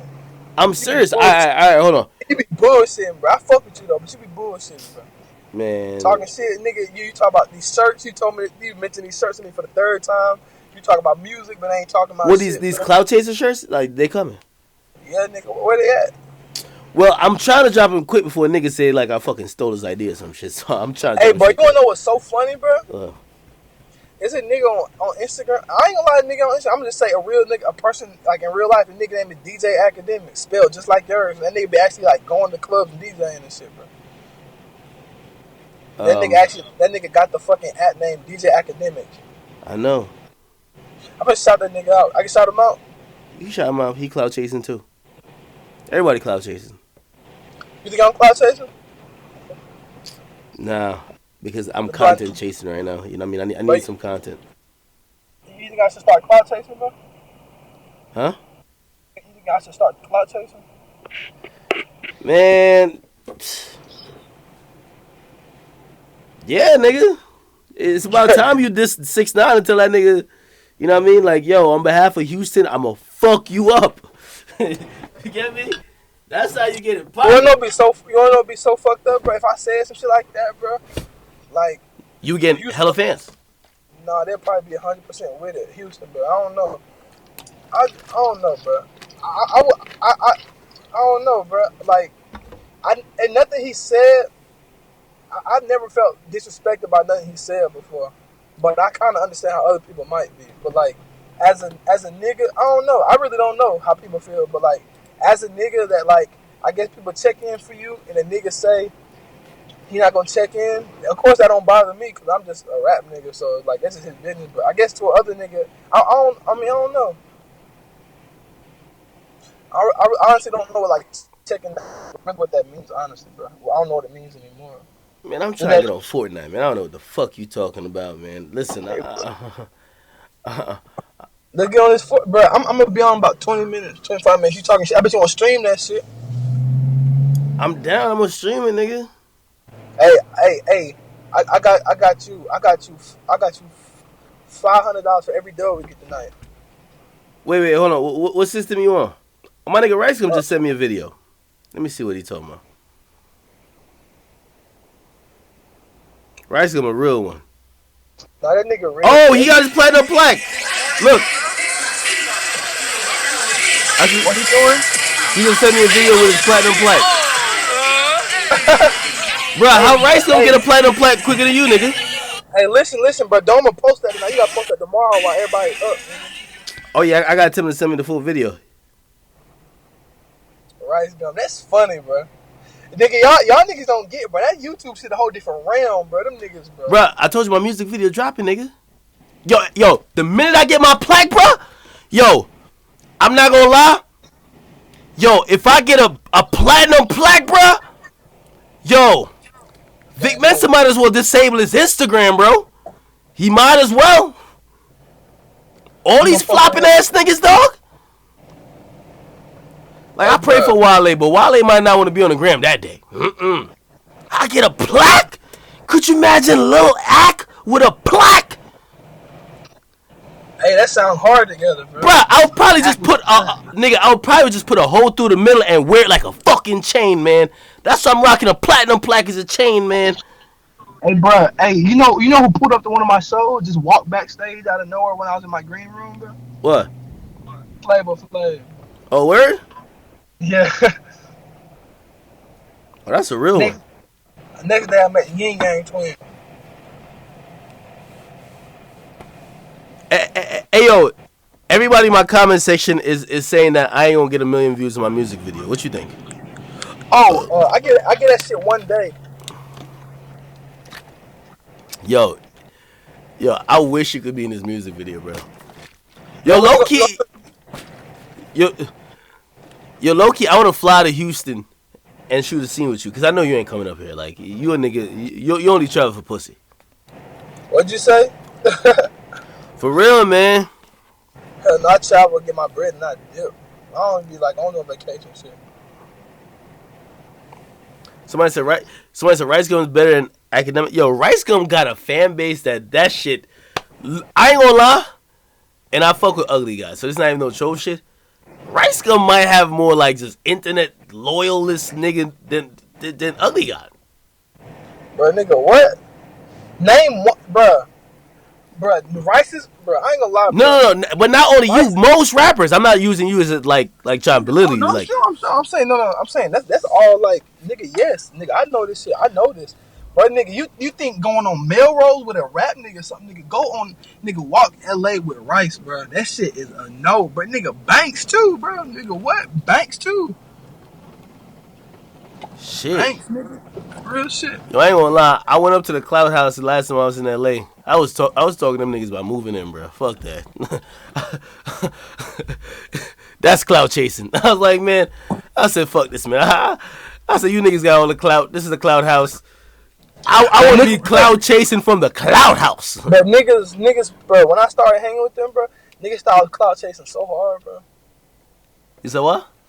Niggas thought I was clout chasing so hard when I started like hanging with them, or like when I was with them, bro. That shit made me so mad. They gonna think that. You know how that go. Nah, bro. But I'm like, yo, he just chasing clout. He just all this and that, all that bullshit and all that and that and shit. But yeah, but anyway, bro, I'm finna handle my business, bro. Let's hop on about 20 minutes, you heard? Alright, man. Yo, smash these hoes, bro. Nah, bro. Yo. Give that thotty 5 strokes just for me on some real shit. Who just any thought? Just give her 5 strokes, like 5 strokes dedicated to me, alright? Alright, bro. Alright, bro. Hold that down. Alright, bro. Be safe, nigga.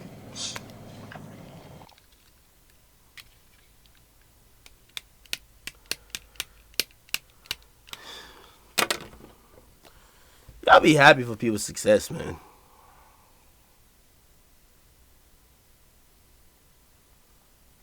Supreme Patty sent me his music video.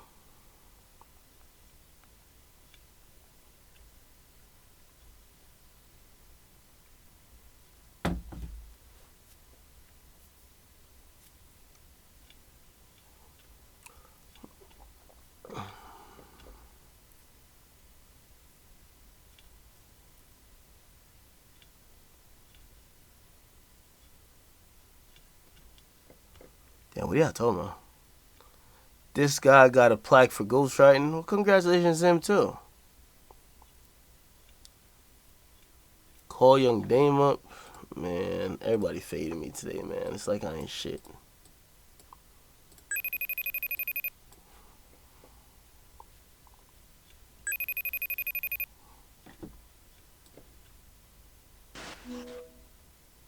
Hello.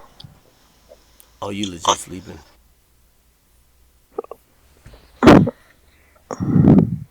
I'm on stream. It's the morning. Can they see me? No. Are you sleeping? No. Oh. Were you just chilling? Yeah. You watching the stream? Yeah. You alright? Yeah. No. Sound depressed and shit. Somebody says, oh, y'all know who that? Yo, they don't know your voice by now? These people are the worst.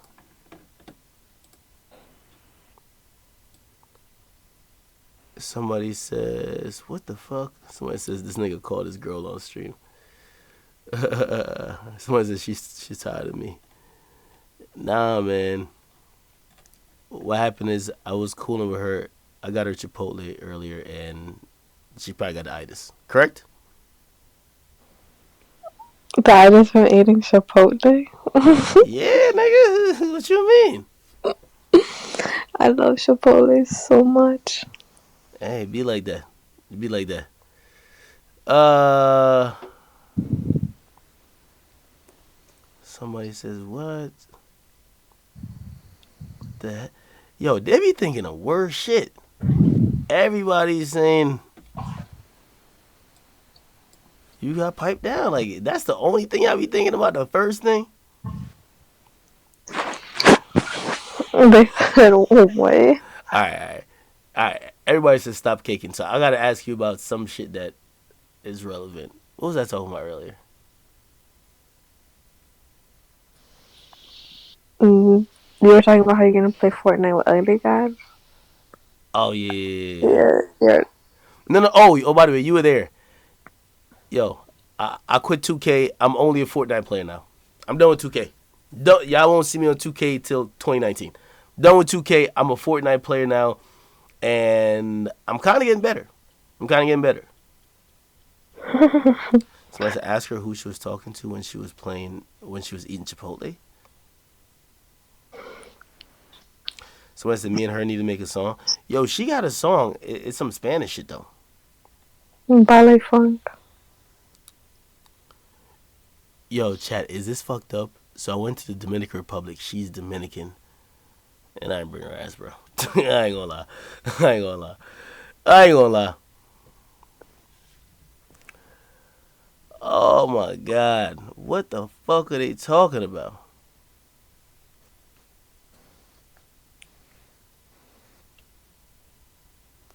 I'm gonna go to Jamaica, and I'm not gonna invite you. Yeah. Good luck. Good luck. What they say? Whatever. Somebody says you were on live saying you were single. Is that factual? Yeah.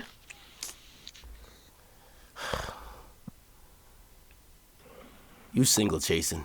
You know what I mean? What does that mean? I don't know, but fuck out of here. What are you talking about? What does that mean? Single chasing? You single chasing, man. Like niggas are cloud chasing, you single chasing. Somebody said Ben wants to play. What do I keep saying that? Somebody said I quit 2K to chase cloud. No, I quit 2K because I lost too much money. I'm done. I am over 2K. I am never playing that bullshit again. I am like 2K got me broke, low key. Check the whisper. Okay. Somebody says Ben Simmons is talking shit about me. What should I do? Should I respond? Pull up on him and whoop his ass on a video game. Okay. I was like, oh, pull up. I'm like, yo, are you one of them chicks? All right. Actually, this is a good question to ask. So, because this happened to me a couple years ago. I wish I could show you on camera, but like I know you're not prepared for this. Anyway, this happened to me a couple years ago. If me and you walking through, what's the name of that fucking street in Philly? I think it's South Street. Yo, it's basically all niggas, just hood niggas, right? If me and you walking through, right, on South Street, and a nigga kind of say a disrespectful comment to you, like, hey, yo, like, I don't know, they be like, hey, yo, ma, yo, come suck this dick or some shit. What do you, like, and obviously I hear too, what do you expect me to do? Now, keep in mind, they're with, like, a bunch of their friends. Do you expect me to go over there and check them niggas and possibly catch a fade? Do you expect me to keep walking? Do you expect me to be like, nigga, what you say? Or just kind of verbally get an argument? Or do you expect me to just fucking, I don't know. 3 options. What do you expect me to do? I expect you to defend me because, like, regardless, like, he's with 10 niggas or not, like, he disrespecting me, so you gotta have my back because I'm gonna have my own back. Okay. But are you one of them chicks that like is proud that your man just got faded by 10 niggas just because he defended you? I mean, like it would be something like a reassurance, like you're down for me. Like, it What? doesn't matter. It doesn't matter. Like, if you had 10 niggas, like, if you disrespect me, like, you're gonna have my back, like, no matter what. So after I'm getting a bunch of Timberlands, foam posits, fucking like Huaraches, and Yeezys in my fucking face, cause I told them niggas, yo, don't be disrespecting my girl on Paru, and they rushed my ass and started beat me up, and I'm bleeding profusely. What are you doing while that happens, and what are you gonna do afterwards? I'm fighting with you, Are you like, fighting with me? hell yeah. AKA, you just clutching your pocketbook. That's it. That's it. Oh shit. Nah, I'm fighting with you. So if they break my ribs, fracture my shoulder, almost snap my spine, it was still worth it as long as I defended you, right? Yeah. What? You tweaking? I'm gonna fight with you. I'll probably have some injuries too. All right. Well, hold. Chat, chat. What y'all say? Because I ain't gonna lie. I ain't gonna lie. I would Wait, look. What? what would you like if we were in that situation? Like, well, what would you do? I'll tell your ass to hurry up and keep walking faster in front of me. That these bitch niggas can't. That you can't hear what these bitch niggas are saying. I'm not turning around and checking them. I'm telling you to walk faster. Let's go, baby. Let's get off the block. Wow. What you mean? I mean, I've been waiting for somebody to pop some shit off. Like, I'm waiting. Oh, okay. Oh, no. You try to get me fucked up. Like, oh, you the one. Like, I'm in the hospital, bandaged up from head to toe, and you over here. That's my bae. Oh, he held it down. He took all them Yeezys and the elbow drops and the fucking crippler's crossface for me. What? Relationship goals. Oh, hell no, you tweaking. Listen, if that shit happened, I'm not gonna lie. Yo, you know what that happened before already? Except I look at that chick. I looked at her. No, I looked back the first time because I was thinking like, yo, who talking to my shorty like that? And I looked back. Remember, I was in Philly. It was 8 niggas, like big as hell. You know them little biker niggas. They either be like fat with muscle or they just fucking big paws. They all looked at me like. No, actually, when I turned around and looked, they looked at me and said, "Nigga, we ain't talking to you. We talking to her." And I said, and I looked at her and said, "Yo, they talking to you." I just tapped my girl like, "They talking to you, babe, not me." Fuck that. Them niggas was like they was about to beat my ass. I said, "Let's get off this block." You feel me? Let's get off these blocks. I can't even lie, man. Like, I'm not one of them niggas that's gonna be like, nah, man, I scrapped with all 10 of them, and no, that did not happen. No. I said, they looked at me. They looked at me and said, "Nigga, we ain't talking to you. We talking to her." And I looked at her and I said, "Babe, they talking to you. They ain't talking to me. Let's go." I'm sorry. Listen, y'all can do what y'all want. I'm just being honest. If I did that, what would you do? I would look at you like wow, like really, and like I would just like I don't know, I would just be like wow. It would be like a slap in the face. You can't protect me. I'd have to protect myself. Cause like one time, so I'm gonna tell you a story about what happened to me. One time, like I was with my cousin, and like we were like at this like concert, and like somebody like grabbed my ass, and I look behind me and I see like 4 niggas, and I didn't know which one it was, so I just like pushed like one of them, and like my cousin looked behind them, and then like he was about to fight them, but he didn't end up fighting them, but he definitely checked them. So That's a good man. How many niggas was there? like 4, and this was in the DR too. Okay, maybe 4, but over 6, man, I would look at you and be like, "Babe, you need to stop tweaking. Ain't nobody slap your fucking ass. Let's keep it moving." Oh wow. What you mean, oh wow? Don't oh wow me. Uh, would you still like give me head like later on or not? no. What? Hell no. What? I gotta take a ass whipping for you? Hell yeah. Like, in that situation, definitely. Like, I need a man that's gonna protect me, like, no matter what. Sound And, like you like, need a man to get his ass whipped. Like, you know what I mean? I'm listen. but you're not As, gonna as protect as me? as the king of New York said, there's a difference between gangster and being stupid. By the way, I'm just throwing that out there now. I might be putting that on a shirt. I don't want a nigga to tell me I took that. I love that saying. Or if Takashi said I took it, I tell that bitch ass nigga that I wrote 10 songs for him, so he'd be like, I'm putting So that on. you wouldn't protect me to protect yourself? Like, what am I protecting? Like. So if somebody fucking cat calls you, be like, yo, hey, yo, shorty, yo, you look like you could suck some wild dick. Like, just shout it out, right? You want me to go over there and fucking catch a fade? Nah, tell that nigga to shut the fuck up. You know what I mean? All right, so supposed to be like, yo, hey, yo, chill. You know, supposed to be like, yeah, I would do that. Be like, hey, yo, chill, bro. Like, yo, don't be talking to her like, chill. That's Don't cool, even, right? don't even tell him to say this.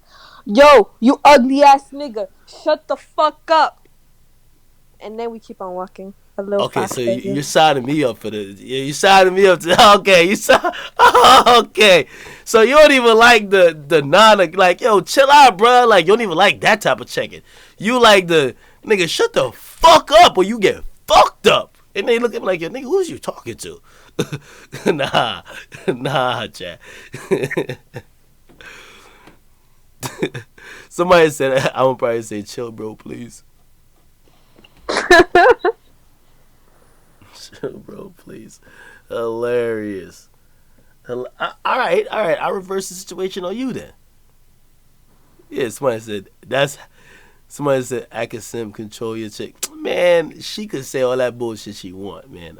Nigga, I already told you what's happening. All right.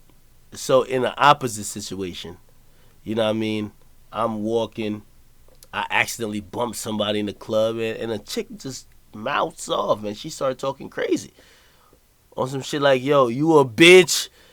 That's why your hairline fucked up. You chipmunk looking motherfucker." And you with me? What you finna do? She definitely catching the hands, Oh, like just already? Like not no talking alright. like blah blah blah. Yeah, no, she catching the hands. I mean, but you know, because like Cuban doll and Asian doll are about to catch the hands too. Oh no, chill. Like what? That's like some studio shit. Nobody knows about that. Chill. Oh shit. Okay. Somebody people say yo. Somebody said big cap. Nah. Low key. Low. You know what though? When I first met you, you told me you were like yo. You used to be fighting a lot. I used to be like yo, you a pretty chick. The fuck are you fighting for? Now I think I've kind of been around you enough. You do love to fight, bro. No, because I don't ever look for fights or like try to get into fights. Like I don't like to fight, but it's just like I don't know. I just feel like I got just too much anger. Just like if somebody's like, just let me release my anger. Like I'm just ready for anybody to try me at this point. Wait, okay. That sound like somebody who ain't never caught a loss. You ever got your ass whipped and be like, you know what? I ain't ready to catch no more ass whippings. Nah, I never got my ass whooped ever. Okay, see, you talk like somebody who never got an ass whipping, cause like it's like that little man syndrome. When you not picking your battles and you fighting anybody, the first time you get put in a chokehold where you basically have to like fucking tap or tell that nigga to chill out because you about to die, you have a whole different perspective on life. I'll never have that little man syndrome. Nobody's ever gonna whoop me. Somebody said Big Angelica walking around and just let her nuts hang. I want someone to test my gangster. I want someone to deadass test my gangster. You better chill the fuck out with that. Yeah, I ain't gonna lie. They might be right about Takashi. He's ruining a whole generation of people, yo.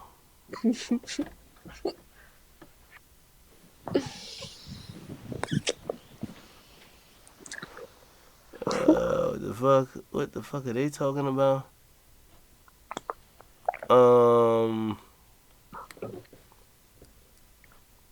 Let your nuts hang. That's a nice saying too. Let your nuts hang. Pause.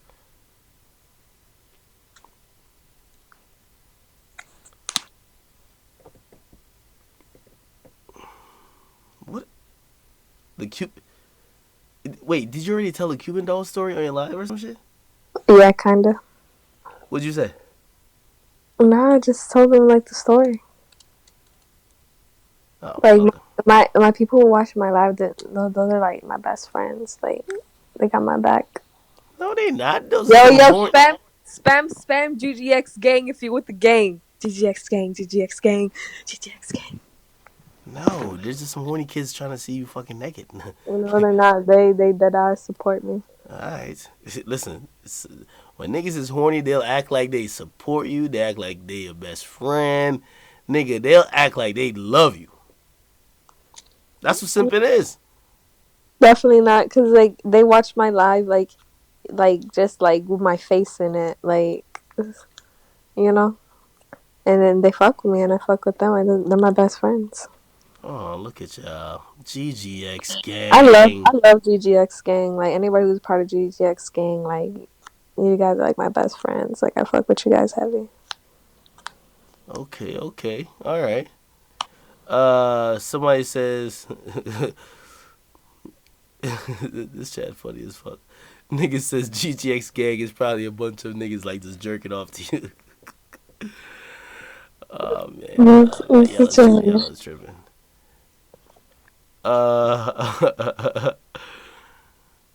Hey, football for the creator. Thank you for the subscription. Yo, football. Do you have Fortnite, man? Like, all y'all gotta get Fortnite. We all gotta link up on Fortnite, for real. I wish we could get a big ass lobby. You played Fortnite, didn't you? Me? Yeah. Yeah, I want to play it again. I want to start actually gaming on Twitch. That's what I'm gonna do. Well, you could be what they call a titty streamer, which means just thirst traps for the whole stream. GGX gang. We on Fortnite? What are they talking about? Alright, man. Anyway, why were you listening to Drake and crying? You were listening to Drake and crying last night? Not last night, but when I was like coming to realizations in life, I was like in my feelings that I'm single and that I just need to focus on myself.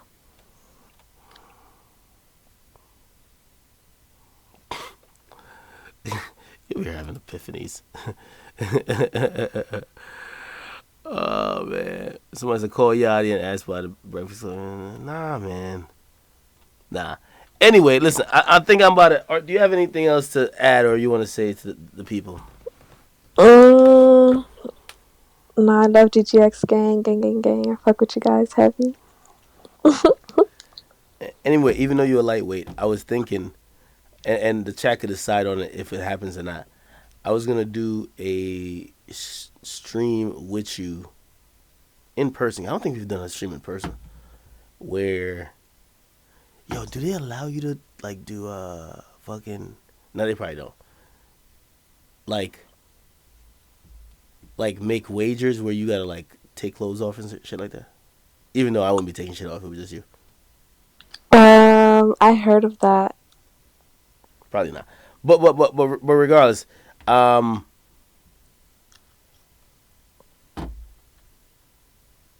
somewhere we probably just drink on camera. I don't care. Anyway, listen, yo, I'm gonna see you in a little while, alright? Okay. Alright, yo. Anyway.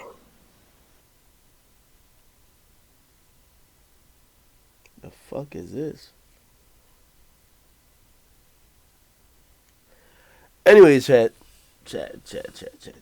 Oh, somebody said I would get clapped on there for that. Maybe. Anyway, listen, chat. I'm about to get out of here for a little while. if you're wondering why the videos haven't been like a lot recently, I've been readjusting to everything with like just being back. There's a couple important things coming up. I don't want to like say it too quick, but y'all will know what I'm talking about in a couple of days, and I'll have the answers for y'all on another stream. But some things about to happen, but it could be some good stuff for the future. We will see. That's all I can say. All right. Yeah, I've been live since 9. I'm getting out of here. All right. Chat. Somebody said the Cuban doll story. No. Fucking Cuban doll was like dating 6ix9ine, bruh. She was in the studio. Like, she used to not like me. She said something slick. Angelica was with me. Like, Angelica is like super defensive. She almost did some shit. That's it. But it didn't nothing happened. No one escalated. And I'm glad it didn't go anywhere else. But yeah, that's it. That's the story, bro. Not that big of a deal.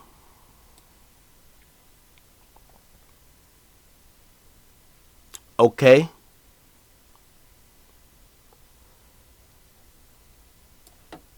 Somebody said if I end stream I fell off, bro. I'm tired. Like I'm low-key tired, and I gotta like I didn't do a couple things for like YouTube yet.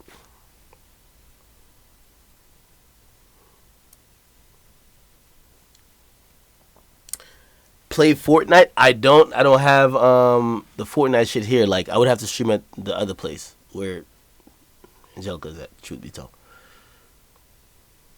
I wanna know smoke, what? I should leave everyday struggle. Should I leave or stay? Y'all could decide. Y'all miss the old academics. Nigga, the last time I was on stream, I stayed up the whole night, man. Anyway, I'm out of here, man. I love y'all. Y'all know I do love y'all. I'll be back very shortly. If not tonight, give me until fucking 2 days from now. Okay? I'll be back on stream. Peace.